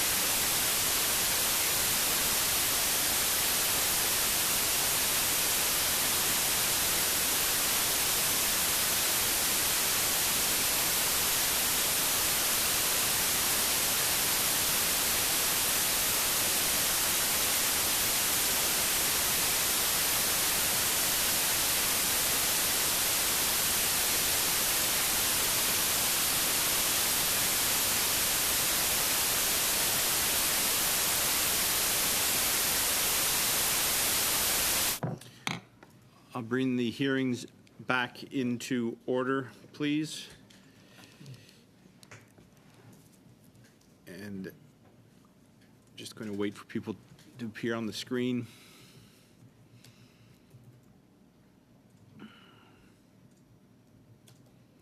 Yeah, I just see people popping on. I'll just wait another 10 seconds. All right, Mr. Brock, you have the floor for 5 minutes, please. Ms. Daly, I want to do a deeper dive into the circumstances surrounding the CBSA interview. You referenced an audio tape that you're going to provide to the committee. I understand that there was a series of email exchanges as well that you've referenced. These email exchanges involve you and who else? Well, I have them here. Can I pull them out? And then I'd be more I want accurate. you to ultimately file all of those emails. Can you just identify the names of the people who are communicating with you? Okay. Well, the people communicating with me were my Director General, Lisanne Bolduc, and Who else? Tom von Schoenberg. Sorry? Tom von Schoenberg, my Senior Director. Yes? So those were the people involved in communicating. LaFleur. Mr. LaFleur, you were correct, Mr. Brock. On December 7th, he sent me an invite for an optional as a witness to come. Initial piece of communication? Yes, December 7th. Okay. In addition to the audio Yeah. taped phone call, in addition to the emails, were there other phone calls that took place to get you at that particular interview that you did not take? Yeah, I was shocked when many? I was like, I honestly don't know. Okay. I was, sorry. You referenced some important details in that audio tape conversation between you and the DG. Are there other damning, more significant pieces of that conversation you want to share with us right now? Certainly. My apologies, I just have to grab it. This is a conversation that Lisanne had with me. She said, I'll seek clarity on the mandatory versus non-mandatory. But before she says that, she says, and I think that you should feel comfortable having Tom or I present at that upcoming meeting. I think that would be a good idea for you as well. So I'll get back to Michelle. She's referring to Michelle LaFleur. I'll seek clarity on the mandatory versus non-mandatory, but like I said, I've received my own marching orders, and my feeling that he's probably received his own marching orders as well on his side as well. By inference, she's misleading you as to whether there's a confusion between optional and non-optional. Correct. She Right? said I wasn't told it was optional on the tape. You clearly had no choice. I had no choice. You were compelled to attend. She told me I had no option. Okay, let's talk about the interview itself. How long was it? 13 minutes. The interview? Oh, the interview with CBSA, you mean, right? Yes. It was 3.5 hours. 3.5 hours. Where did it take place? Virtually. Virtually. Did you get a break? Yes, I did. What was the tone like in that particular 3.5 hour interview? It was hostile. Give me examples. Well, the Marie-France Leduc, who was the manager or the acting manager, started off being confused that I wasn't procurement. She would throw random emails at me and read from them and not let me see them, and then say, well, what do you mean you're not procurement? Okay. They had a narrative that you would not agree with. Is that fair to say? Yes, and I think they were literally confused that I wasn't procurement. Sure. Was that meeting recorded? Was that meeting transcribed? It was Can you tell us? transcribed. Was it recorded? It would have been, yeah. Did you get a copy of that recording? No, I did not. Okay. Tell me about were there any issues with the transcription of that interview? At the end, and my sister attended with me because I had advised them I had just received cancer treatment 6 days before or 5 days before. And that's in writing, by the way. Okay. So they said to me, they said January 15th was the date of the meeting. And Cassandra Michon, who was the senior investigator on that, had very poor English, or she was trying to transcribe something that I did not say at the end of the meeting. Clarify that? Sure. Okay. Can I move on?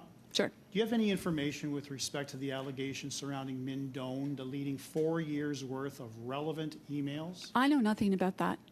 Nothing. Nothing at all. Okay. You must have heard that in the press. I heard it Media? at testimony. Okay. You never dealt with Mindone in your capacity at CBSA? No. Okay. The interview took place when? January the CBSA interview? 15th. January 15th? That's Of correct. 2024? Correct. When were you suspended? March the 12th. Okay. How were you suspended? I received Verbally or a letter? I received a letter. Do you have a letter? Copy do. of that letter? Will you submit that to the committee? I will. Okay. And what was the crux of the allegations against you? May I read it? Yes. I like to read stuff so that people know that I'm actually. Yes. Go ahead. My apologies. If we could just give me a moment to look for it.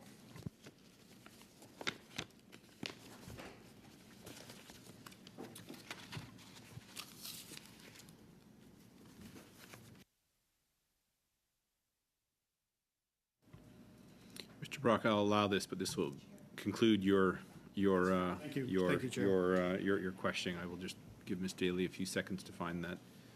Sorry, I'm looking for it. No, I've got a lot of paperwork here, so you'll have to bear with me. I apologize.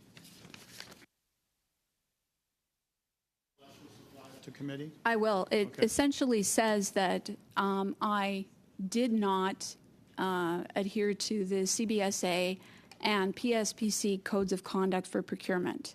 And I had something to the effect of, I'm reading this from memory, not adhered to the values and ethics of the public service. Those were the allegations. Thank you. I think that will suffice. If Mr. Brock wants to make a point of it, we can come back to it. I believe Ms. Khalid, you're next for 5 minutes, please.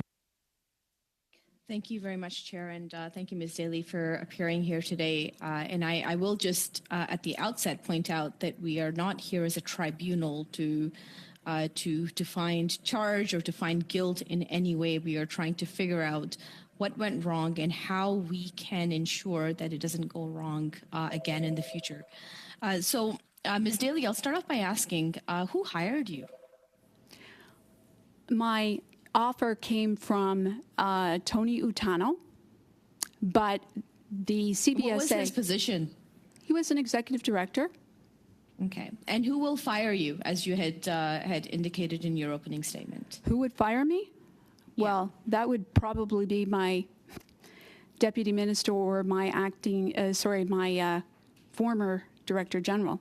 You see, in the policy on investigations, it's actually, as I said in my statement, the at-level manager or director who actually needs to start an investigation. So at Public Works, that would have been Lisanne Bolduc at the time.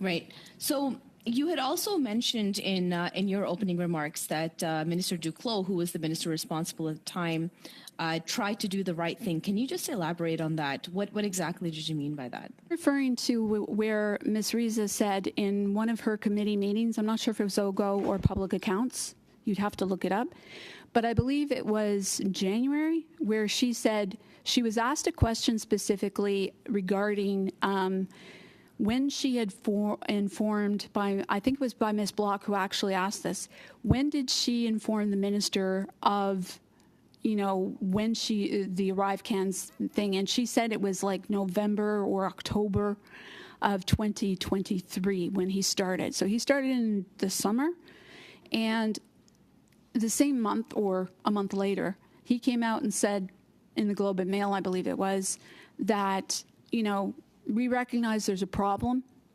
We're trying to do something about it in the House of Commons. So that's where I'm getting this information from. Thank you. And so help me understand, I mean, from the over 20 plus meetings and the increased politicization of this issue, I'm getting the vibe here that what's at issue here is how middle management is conducting themselves, and especially during the COVID time when things were very fluid and a lot of things needed to get done in a very short time. So, do you think that we need to micromanage our public service? I think you need to take a good look at the TBIPS method of supply, and in fact, look at it from an auditor standpoint. So I would suggest the Auditor General actually go into the professional services unit and look at how because TBIPS was established in the Way Forward in 2005, from what I can read in a business journal that I have with me. It's an article from 2009 which says TBIPS needs to be reformed. We need to look at what we put in place before and reform it. And how much of what has happened here, which is, if I'm going to put it into context, which is that there was too much money spent on an app to try to help people to be able to be mobile during COVID in a safe way. How and a lot of that led to overspending. Where do you think the accountability really lies with that spending of that money? And we realize that no ministers signed off on any of these contracts. Where is that accountability?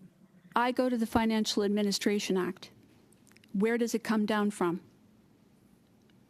And do you think that ministers need to sign off on every single contract that the public service, who we rely on significantly to be able to do their work? Do ministers need to sign off on every single contract, i.e. micromanage how our public service does their work? Oh, I think you need to take a look at what is obviously, and this goes back to the OGO meeting where PSPC, Madame Poulain, had indicated there could be a widespread problem in the government with different departments impacted by the poor way that methods of supply are set up. It's the methods of supply. Thanks for that. So it seems to me, like based on your testimony today, that everyone, I mean, like, you know, in public service seems to be tripping over themselves to find out who is the person most responsible. The Conservatives are trying to tie this in some way to a minister or to some political operative here. In your point of view, do you think that the elected officials need to have more oversight on these contracts and procurement in general, so that we can prevent these kind of acts from happening in the future? Well, I'll tell you what I understood from Public Works. They, I believe, either have put in place a chief procurement officer. Maybe that should be considered as an independent office, not in finance, but working with finance as a separate entity. And so there should be, part of this is your financial management system and people knowing what goes in and how it's done. We in the government love red tape. We don't do the how-to guides or this is the process of what this means. We don't do enough of that.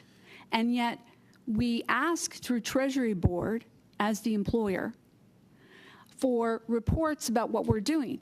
We make it so hard on ourselves to do the simplest things when we could have oversight bodies watching what people are asking for. Thank you very much. Thank you. I have one more question, Chair, if you would oblige me. Your time is up, but there's more slots coming for you and your members, so we'll come back. And it did go well over, Ms. Khalid. Madame Sinclair-Degagné, encore une fois, 2 minutes 30 secondes. Ms. Sinclair-Degagné, 2.5 minutes. Thank you, Mr. Chair. Ms. Daly, a question, yes or no answer, please. Did you threaten, on behalf of Canada, Ms. Dutt from Bottler, to send all the information, all the documents, and all the proof of misconduct in her possession, to send everything to the CBSA or GC Strategies? Oh, what we did was we asked for everything associated with the 2 deliverables because of the turnover in project representatives from the Human Resources branch. They kept part of the issue for for Bottler was that they were complaining there weren't people there to get the deliverables done. So let me be very clear. You could find that with documentation, emails. But what we did was we did ask for everything associated as part of the terms and conditions laid out in 2035, part of the high complexity template and the supply acquisition clauses and conditions, where Canada has the right to audit and ask for those documents. Pourquoi avez-vous avoir demandé tous les documents, dont les preuves d'inconduite? Why did you ask for all the documents, including evidence of misconduct? Because under normal circumstances, what needed to have been done was to sound the alarm and report the problem to your superiors, who would then take it to the relevant places. And why did you, instead of doing that, ask for all the documents? Why did you behave in this way? Did someone ask you to proceed in this manner, or did it come from yourself directly? First of all, I corresponded with Ms. Dutt through email. I had to do what she had requested, she was looking for my support to find out when the Human Resources branch and the work to continue so she could deliver her deliverables. I was told. No, I'm trying to lead up to. I'm trying to explain that. Désolée, mais mon temps est limité. Vous ne répondez pas à ma. I'm sorry, I have limited time, but you're not answering my question. My question is, why did you not sound the alarm, even though there was evidence of misconduct, and instead you asked for this information to be provided to the people who were accused of the misconduct? That makes no sense, Ms. Daly. So again, I'll refer back to my role as a senior advisor. We in the government must adhere to the terms and conditions of contracts. Do you agree? Ce n'est pas ma question et ce n'est pas. No, but I'm. That is not my question. We have a duty to only correspond with the contract of record, which in this case was Dalian in joint venture with Coridex. C'est justement ce que Butler vous reprochait. Ils étaient censés être en contrat directement avec l'agence. That is what Butler accused you of. They were directly in contact with CBSA, and their signature was forged, and they were made subcontractors in this manner. And that was the first accusation of misconduct from Butler AR. Exactly that. So that is not normal. That should have been brought up the chain to your superiors when this accusation of misconduct was made. Ms. Daly, I believe you're telling the truth on a lot of things, but there were instances of misconduct, and either you were told to shut your eyes, or you did it yourself, and you did not sound the alarm as it was your duty to do. What happened? First of all, if they had said that they had forged resumes, I don't remember receiving any correspondence from Butler AI in 2021 about forged resumes. So I want to be clear about that. I'm not even sure that that is what they said at committee, but I could be wrong. Second, if they had said it was a forged resume to me, I would have gone back to the contractor and said, what is going on here? The contractor, Dalian and joint venture, said they received the resumes from their subcontractor in committee. So I don't know what their business is between other suppliers when they make arrangements. It's not my business. My business is to make sure. Voilà. Thank you, Ms. Daly. Just a note, Ms. Daly, if you could just lean back a little bit and sorry. not it just creates a little bit of audio difficulty for the translators. Madame Sinclair-Degagné, vous aurez encore une autre chance. Ms. Sinclair-Degagné, you will once again have another round. And up next, we have Mr. Desjardins. You'll have another opportunity after this one as well. Over to you. Thank you very much, Mr. Chair. I want to continue on the line of questioning from my previous round related to the misconduct. I agree with you, Ms. Daly, largely in your comments, but I don't agree with your summation of what qualifies a misconduct and what your responsibility is, whether you're, as you quoted yourself, as a low-level public servant, medium public servant, or even a deputy minister. The responsibilities under Section 5 of the CBSA policy requires that if any instance of a misconduct report is made to any persons under the policy, including you in your position, should be reported. You failed to report it. I'm not saying that you're responsible, of course, for the gross negligence that took place, whether at TPIPs, which I agree with you. We need to conduct a very serious review of TPIPs and how companies like GC Strategies, a two-person company, could have gotten on that list. I'm saying that this is a very good example of a systemic corruption where small pieces and the firewalls between them have isolated public servants to the position of not knowing whether or not something is misconduct. Because it's clear from your testimony today that you don't actually see this as a level of misconduct. Failing to report a serious allegation to a superior didn't in your mind meet the threshold to report a misconduct, which is not your fault alone. It's the fault of your managers. It's the fault of the managers above them. And ultimately, it's the fault of what's ever happening at TBIPS that would have initiated this level of corruption. And so that is my summation of what we've heard today. And I fully take your recommendation that there should be a serious review of the TBIPS list, how suppliers got on that list. But there also has to be accountability, Ms. Daly, to the fact that there are policies in place that govern public servants, all public servants, that in the instance of a serious allegation like that of a contractor not knowing they're a subcontractor and only finding that out after raising the alarm that I'm not getting paid, directly resulted in this issue why you're here today. And so I fully appreciate your testimony, Ms. Daly. Your recommendations I also appreciate. But what I ask is that this committee take serious consideration as to how GC Strategies was able to continue in this relationship when misconduct was in fact raised and the policy was failed to be adhered to. Wouldn't you agree? I would agree that everybody should get paid for the work they do, and honest efforts were made with the contractor of record, which is Dalian and Joint Venture. And this was offered to Ms. Studd, if I'm not mistaken, and you'd have to go back to what I left on the Did you GC confirm docs. any of that detail? Sorry? Did you confirm any of the details as to whether or not GC Strategies had subcontractors? Not, like, honestly, it's way above my pay grade. The people working with GC Strategies were the CBSA IT people. Thank you The very much. policy you do know counts subcontractors. Mr. Digley, I will come back to you. You'll have another opportunity. The time is ended. Mr. Barrett, you have the floor for 5 minutes, please. Ms. Daly, have you reviewed the testimony of the government officials related to ArriveCan? What about Cameron McDonald? Are you familiar with his testimony? Yes. Do you find it to be credible? Yes. What about Anthony Utano? Yes. CBSA President Aaron O'Gorman? Well, I do find it interesting that in January 18th committee, where Ms. O'Gorman was asked by Ms. Vignola, I believe, of the bloc, that do you know of any person that is being, investigated or reprised against for whistleblowing?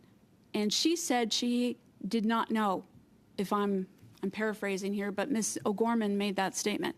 And yet here I sit. We'll circle back to that. Former CBSA President John Osowski also testified. Are you familiar with his testimony? I saw one of his testimony. And did you find it to be truthful? I really don't know. So Mr. McDonald told committee that the testimony of both the current and former CBSA presidents were not truthful. The testimony of Ms. O'Gorman and the testimony of Mr. Osowski. Do you have any further insight other than your personal example of a whistleblower reprisal that's being exacted against you? I have heard at committee that there is a CBSA employee currently being put under investigation, something to do with missing emails. Right. I'm sorry, I don't know more than that. Yeah, Min Doan. Okay. Okay. And it's your and that relates to Ms. O'Gorman's testimony and its veracity? Well, if you're an auditor, and I'm just going to speak to what I am familiar with being audited, you have to separate duties and responsibilities. Like contracting security is not in the same group as buyers. If you mix the two, like mergers and acquisitions with stockbrokers, you get insider trading. If she wasn't a part of the investigation, my question instead of assuming anything, because I don't know Ms. O'Gorman and I don't know what's going on. But if she isn't a part of the investigation, how would she know or not know if people are being reprised against? I'm just asking the question. So you mentioned earlier that you were just a soldier accepting your marching orders. So where did those orders come from? Did they come from Mr. McDonald, Mr. Utano? Did they come from Ms. O'Gorman or Mr. Osowski? Did they come from a deputy minister? Did they come from the minister? Where did they come from? Usually when unionized employees are working, they'll get it either from their manager, their director, their colleagues. In my case, I worked with CBSA IT managers, CBSA IT directors. I dealt with them all, and I just put into place a package that was sent over from their IT technical requirements over to CBSA procurement. And so what would be the most senior level that would have given you direction on any of these matters?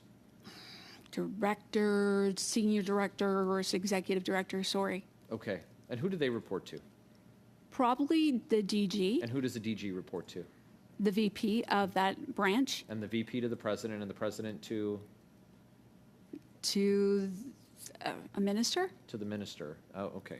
So I found it so interesting that the Liberals have put forward this narrative that all of this $60 million fiasco, is the fault of the public service, and that some would like to say that it's your fault. Point of order. Yes, Ms. Khalid. I can't wait. Point of order. I can't wait. Yes, Ms. Khalid. Sorry, Chair. You know what? Mr. Barrett can continue. Pardon me? She's withdrawn. Okay, withdrawn. Okay, thank you. I'll take it back, All right, Chair. Thank you. Mr. Barrett, you've got 40 seconds left. Delighted she found a copy of the Green Book. Sorry, Chair. I'm not sure why Mr. Barrett needs to make such snide remarks. Is this the point of Thank you. order? All right. Let's. Maybe she didn't find a copy Ladies of the and Green Book gentlemen, after all. we're getting through the meeting, and if we stay on track, we'll have everyone out of here very shortly. Mr. Barrett, you've got 40 seconds. Fascinating that Ms. Khalid wants to paint a picture. So no, Ms. Daly. you can't. No, Mr. Chair, he can't be representing me at this point. Khalid, Is she new? Ms. Khalid, Mr. Barrett can tee off his questions to the witness however he likes, and you were the one who stuck your neck out a little bit. And while I appreciate you withdrawing it, your point of order, Mr. Barrett has the floor for a short 40 seconds, which is longer than we've been discussing this point. Mr. Barrett, 40 seconds, please. So Ms. Khalid wanted to make the point, Ms. Daly, that it's just the public servants like yourself who are solely responsible for this. Point of order, Chair. Yes, I just witnessed Ms. Khalid, under her breath, use the words F-U. And I'm not going to use the full term for that, but it was very, very clear to me. I can look at her literally within 5 feet. I'm asking her to reflect on what she said, apologize, and withdraw.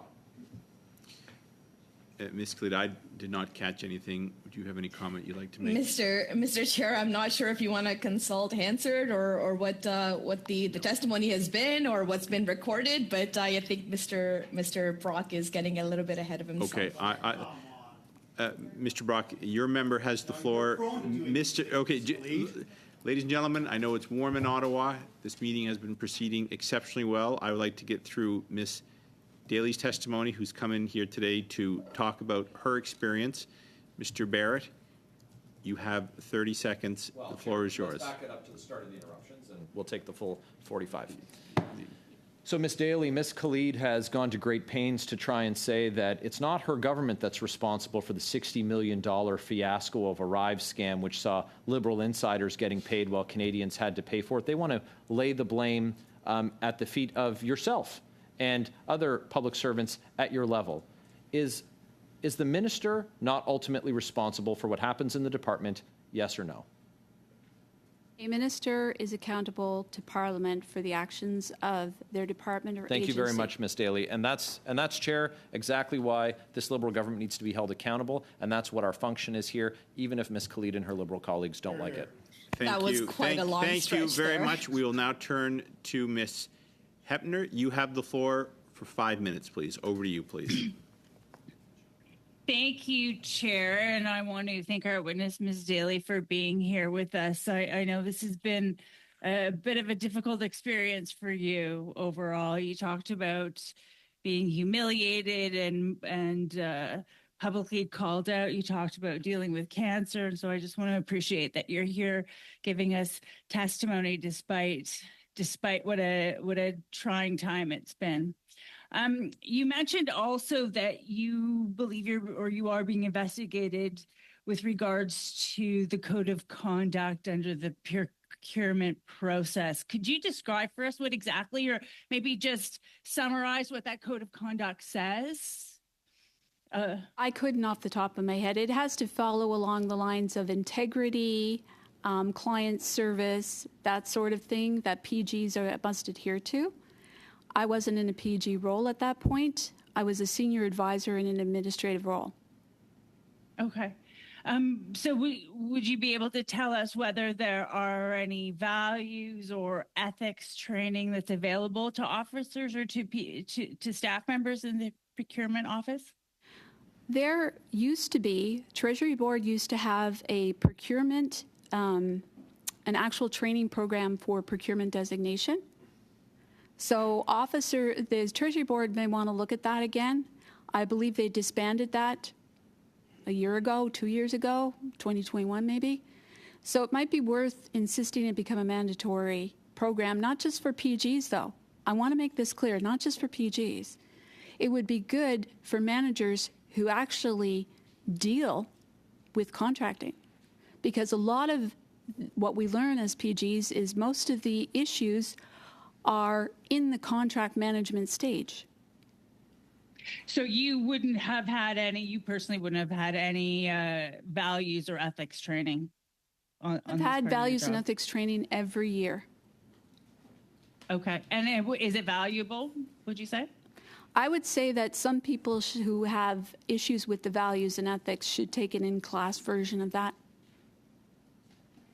Do you think public services should have more authority or oversight? You mentioned a couple of times in your testimony that you didn't give advice, but do you think you should have been able to give advice? It wasn't my role. They had opportunities. Everybody within CBSA has the ability to go to CBSA procurement to ask questions. Could you explain to this committee what ghost contracting is? If I've never heard of that before. That doesn't exist.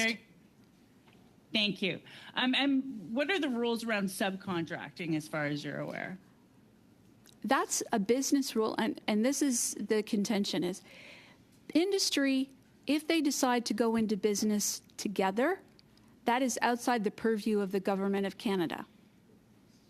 Maybe the Government of Canada might consider looking at that as an issue for procurement and consulting industry on how best to manage that, since this is contentious. Right.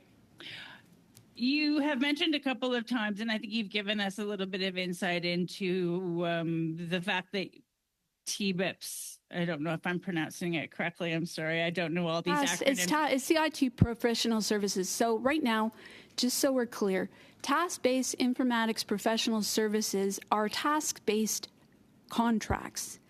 They are pre-qualified every year. There's a problem, number one.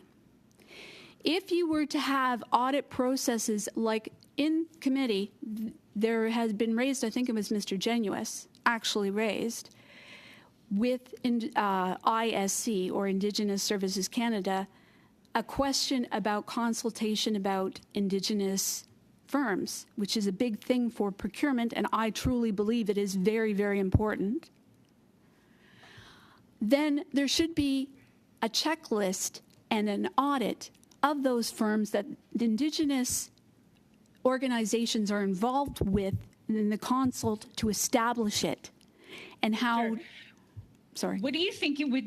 No. That's great insight. And what do you think it would take to make those reforms?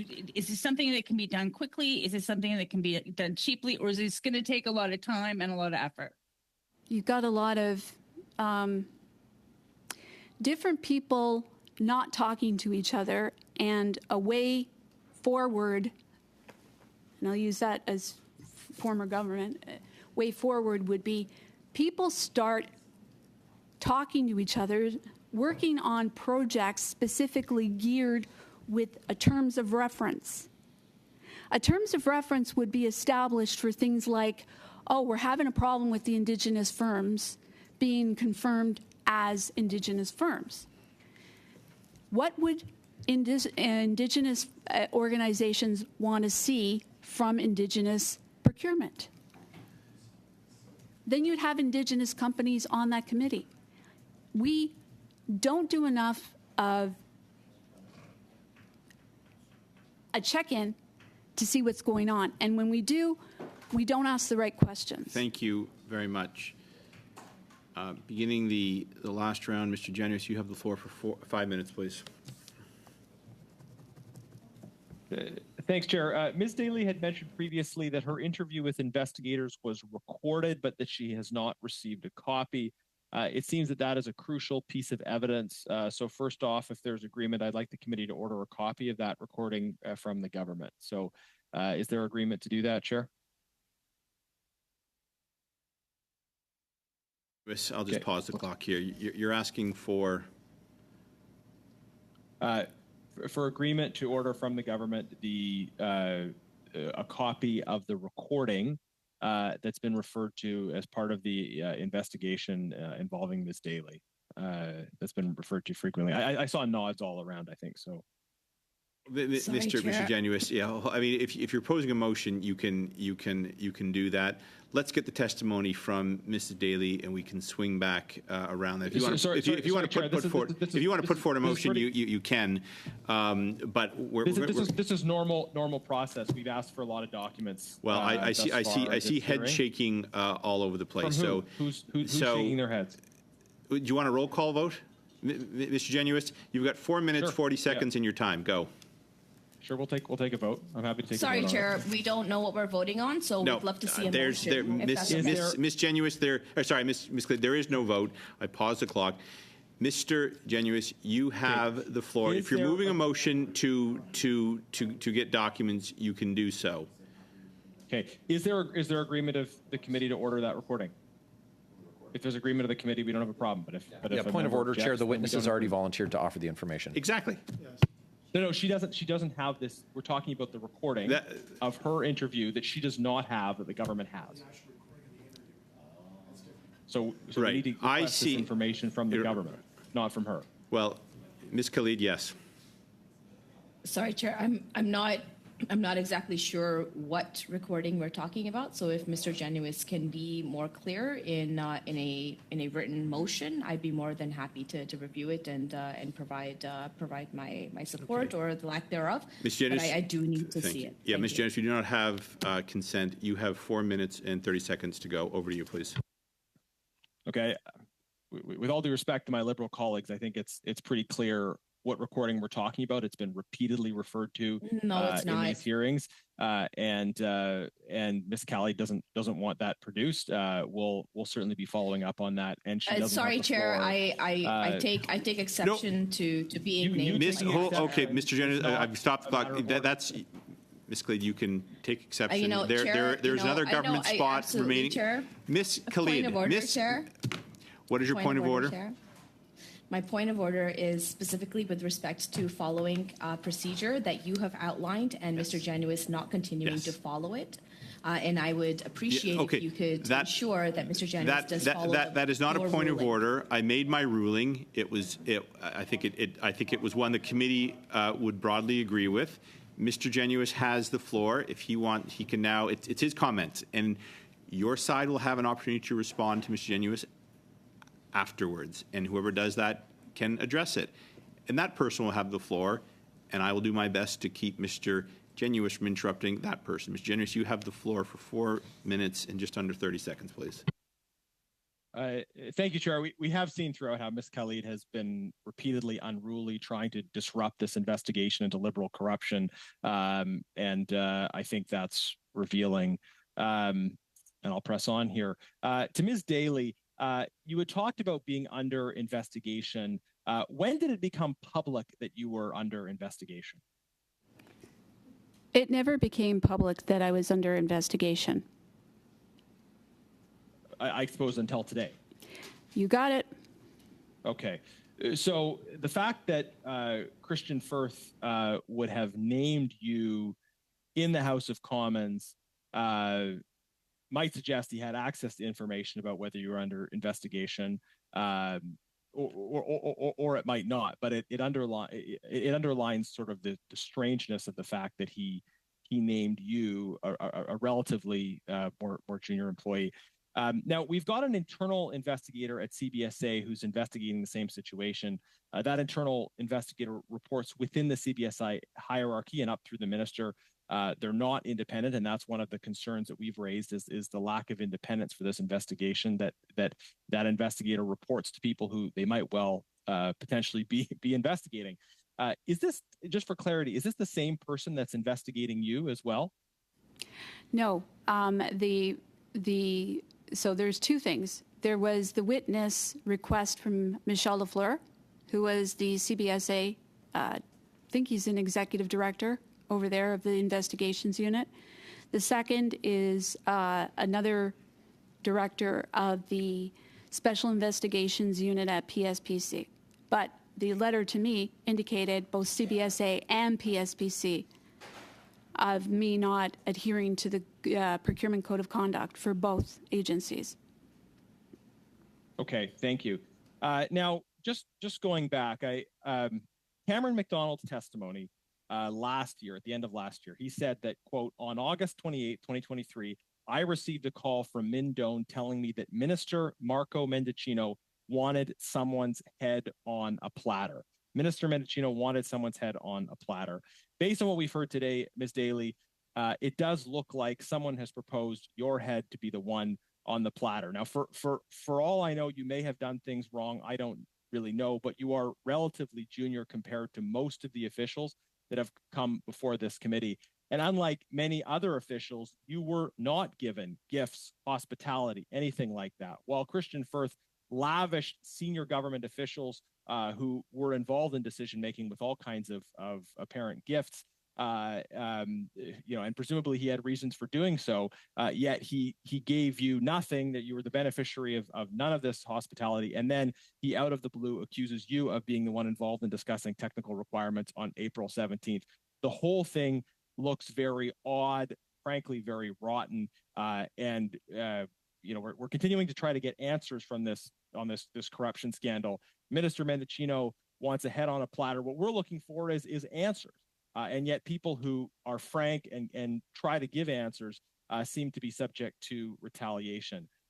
So in that light, Mr. Chair, I'd like to propose a motion in light of the fact that we haven't gotten agreement to do these things more consensually. The motion is that in light of the testimony and evidence provided by Diane Daly, the committee order the production of the recording, which Ms. Daly referenced in her testimony, and call the following people to appear before the committee on ArriveCan, and particularly to respond to the new information Ms. Daly has presented: Lisanne Bolduc, Tom von Schoenberg, Ariane Reza, Christian Firth, and Aaron O'Gorman. So I've read that motion out, and I will send the slightly revised version. Yeah, Mr. Jennings, could you send in that motion, and we will. I believe you already have a translated copy, but you have made some changes to it. Could you please send that in right away? And I'm going to send it right away, Ms. Shanahan, and I'm going to suspend. But send it right away, Ms. Jennings. I'm going to suspend for a few minutes. Thanks.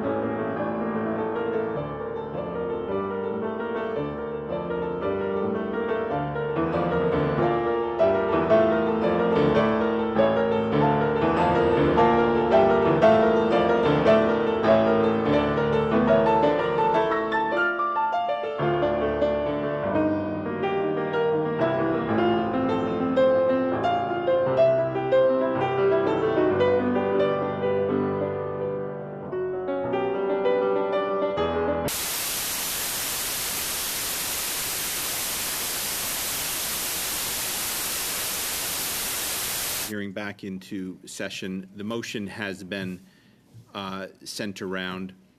Mr. Genuis, do you want to speak to it again briefly?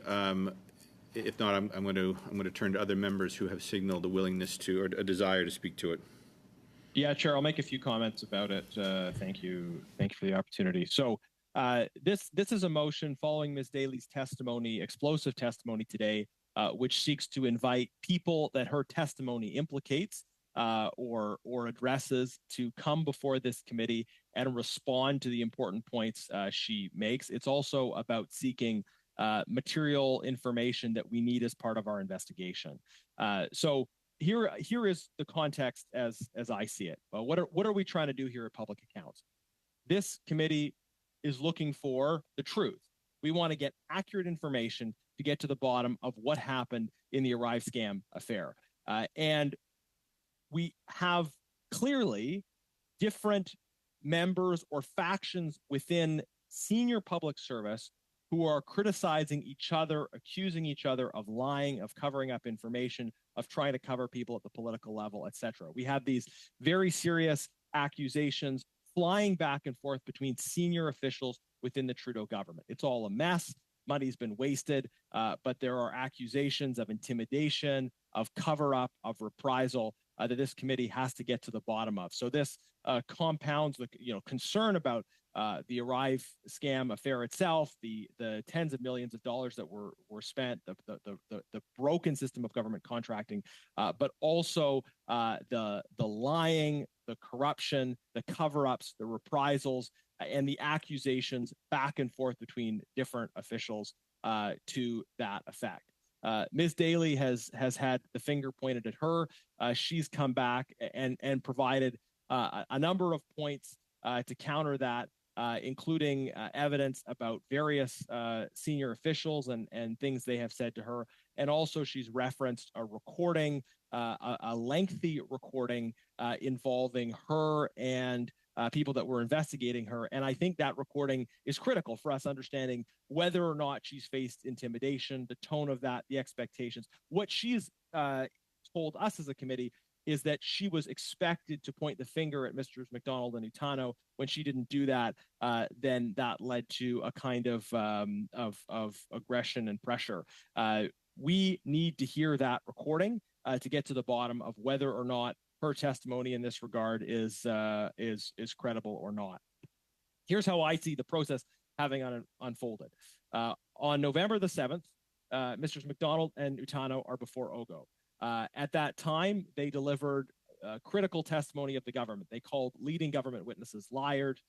They gave scathing testimony, and they identified that as part of the response to the ArriveCan affair, Minister Mendicino had been seeking someone's head on a platter. He wanted someone's head on a platter. So later that month, these two, Mr. McDonald and Utano, get letters indicating further investigation for bad behavior right after their committee testimony, strikingly, and they're later suspended without pay. So Ms. Daly is brought in December. She is, according to her testimony, asked to point the fingers at Mr. McDonald and Utano. She says no. And later that month, they start investigating her. So now you have another public servant, a third, who's under investigation, who appears to be brought under investigation in the same month where they were refusing to play ball with the government's narrative. So this raises big questions. February 12th, the Auditor General puts out her scathing report on the Arrive scam affair, in which she says, among other things, that GC Strategies worked with government officials discussing the specifications of a contract they would then bid on, and obviously that's a problem. Christian Firth comes to OGO on March the 13th. He refuses to say who he sat down with, which officials were being referenced in the Auditor General's point, and he is so committed to refusing to give that information that he is called to the bar, admonished in order to give responses, and this brings us to late April 17th. At that point, he readily gives the name of Diane Daly, a relatively junior public servant who already is under investigation, although he's not supposed to know she's under investigation. So the whole thing raises the question, why did Mr. Firth give Diane Daly's name at that point?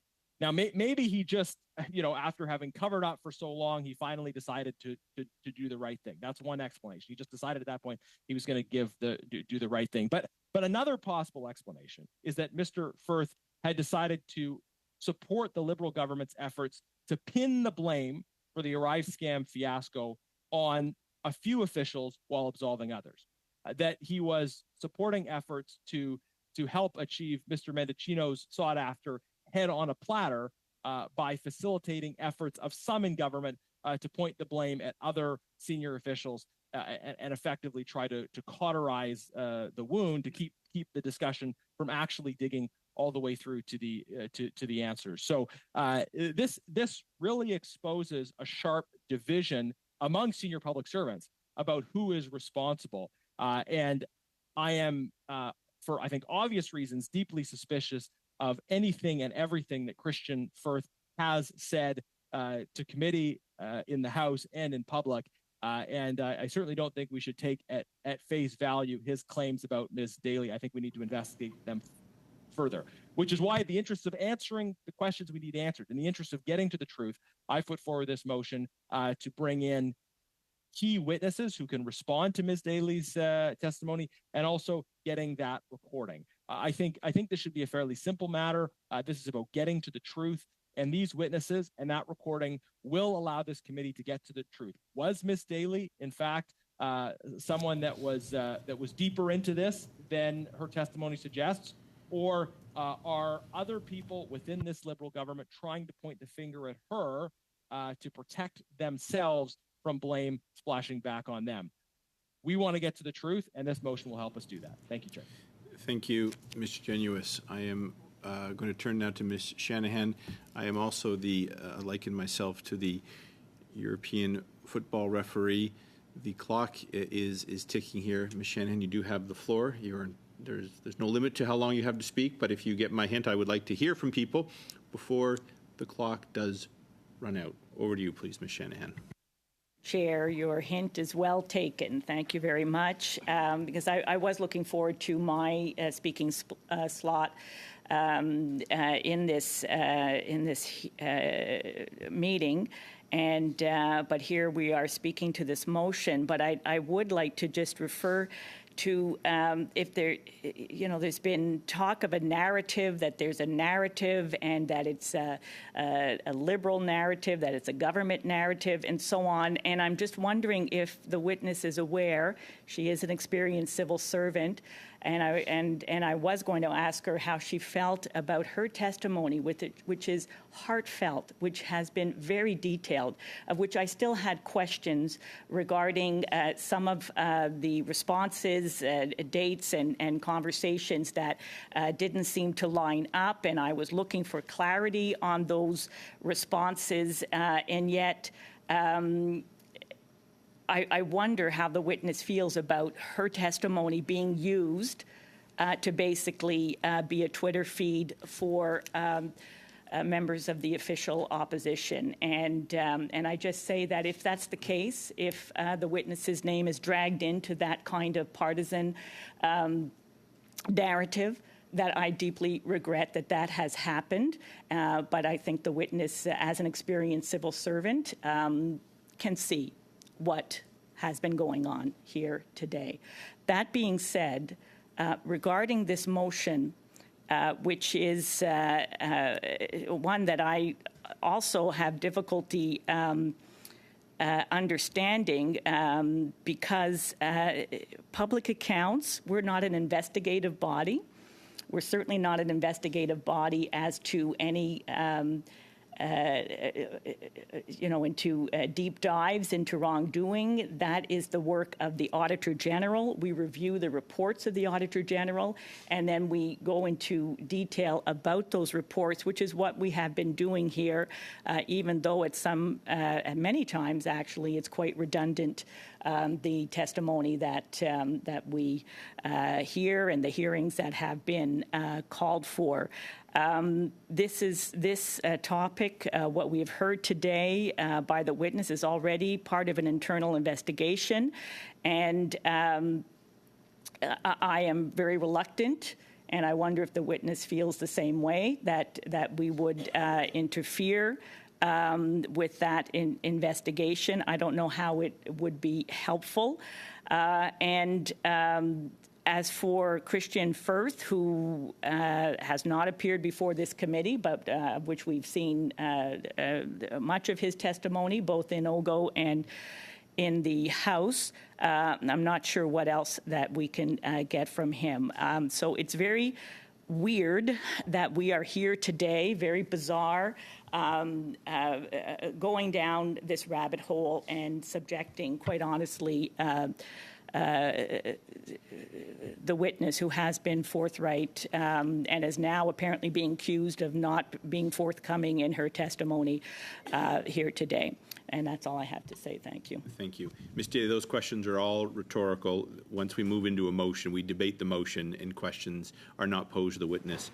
On that, because I am running out of time, I do want to thank you, Ms. Daly, for your testimony and participation in relation to the study Report 1 Arrive-Can. You can send any information that was either requested from you today that you agreed to surrender to the clerk, and any questions you might have about how to do that can go to the clerk as well. I'm going to turn now back to the motion at hand. Ms. Daly, you're welcome. You can remain there, or you can gather up your things and excuse yourself if you like. The choice is yours. In the meantime, I'm going to go back to Mr. Desjarlais for some comments on this motion. Again, recognizing that we are pressed for time. Over to you, sir. Thank you very much, Mr. Chair, and I'll attempt to be brief. I agree with the motion. Before Ms. Daly leaves, however, I was wondering if maybe you could pose a question on behalf of our committee for us to enhance this motion. In the testimony that was presented today, several times did Ms. Daly mention a very credible problem within the public service that I feel our committee could largely get answers to, related to the TBIPS program and that verified list and whoever operates that list, and how persons like a two-person company in a basement of GC Strategies could have even gotten onto a list of preferred or preferable contractors. Ms. Daly's testimony did highlight that as a credible issue related to the ongoing systemic corruption that does exist. And so I'd like to see if we can get a friendly agreement by the mover to include, I'm not trying to exclude anything, I'm trying to include another representative in the list of witnesses. If Ms. Daly has a recommendation as to who that person is, or otherwise, I just ask the clerk to include the highest ranking public servant in the TBIPS program to also bear witness to our questions, if that's possible. Mr. Chair, is my first point. Sure, I'm going to address that, and I'll come right back to Mr. Desjarlais.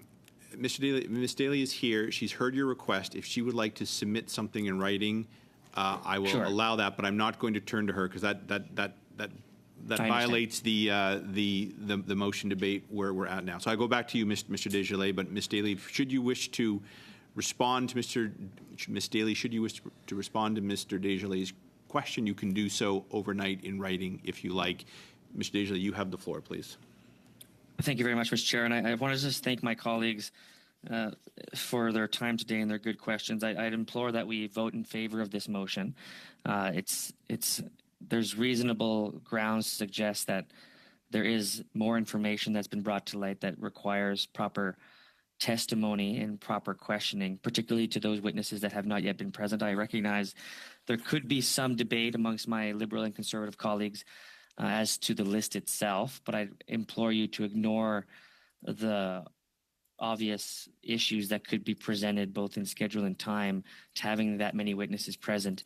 But I do, in fact, think for the purpose of good governance and our role here in public accounts, that there is credible reason for us to invite these witnesses again. I just want to mention my portion of the amendment I'm requesting as a friendly amendment, and I think, Mr. Genuis, you would agree that having a representative from TBIPS would be important to the continuation. Okay. That was part of the included information that was made by the testimony today. Ms. Daly did present and fairly presented a very credible and important assertion that there ought to be relevant investigation to how groups like GC Strategies and others could have even been made a preferable contractor. And I find credibility in that proposition of question.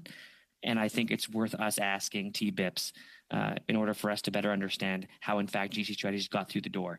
My hope is that we can find unanimous consent to do that. Mr. Chair, I seek your advice as to whether or not we could do that by way of consent of the mover rather than having to have an amendment in a debate.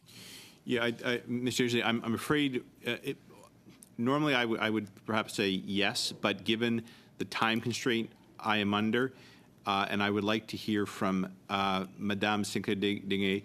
Ms. Glade, I was communicating with Madame Sinclair-Dingé online before she put her hand up. I'd like to finish with her, and then I'm going to adjourn the meeting because I am out of time. So, Madame Sinclair-Dingé. In the meantime, Mr. Desjarlais, you can consult with Mr. Genuis. Madame Sinclair-Dingé, you have the floor, please. Sure. Merci, Monsieur le Président. Je vais tenter d'être. Thank you, Chair. I'll try to make this quick so that we don't exhaust our resources past the time that's remaining. I am in favor of this motion and the amendment proposed by Mr. Desjarlais when it comes to the presence of a high-ranking civil servant in charge of the program that has been mentioned multiple times here, which also has shown significant gaps in procurement at the federal government level. There is one aspect, however, which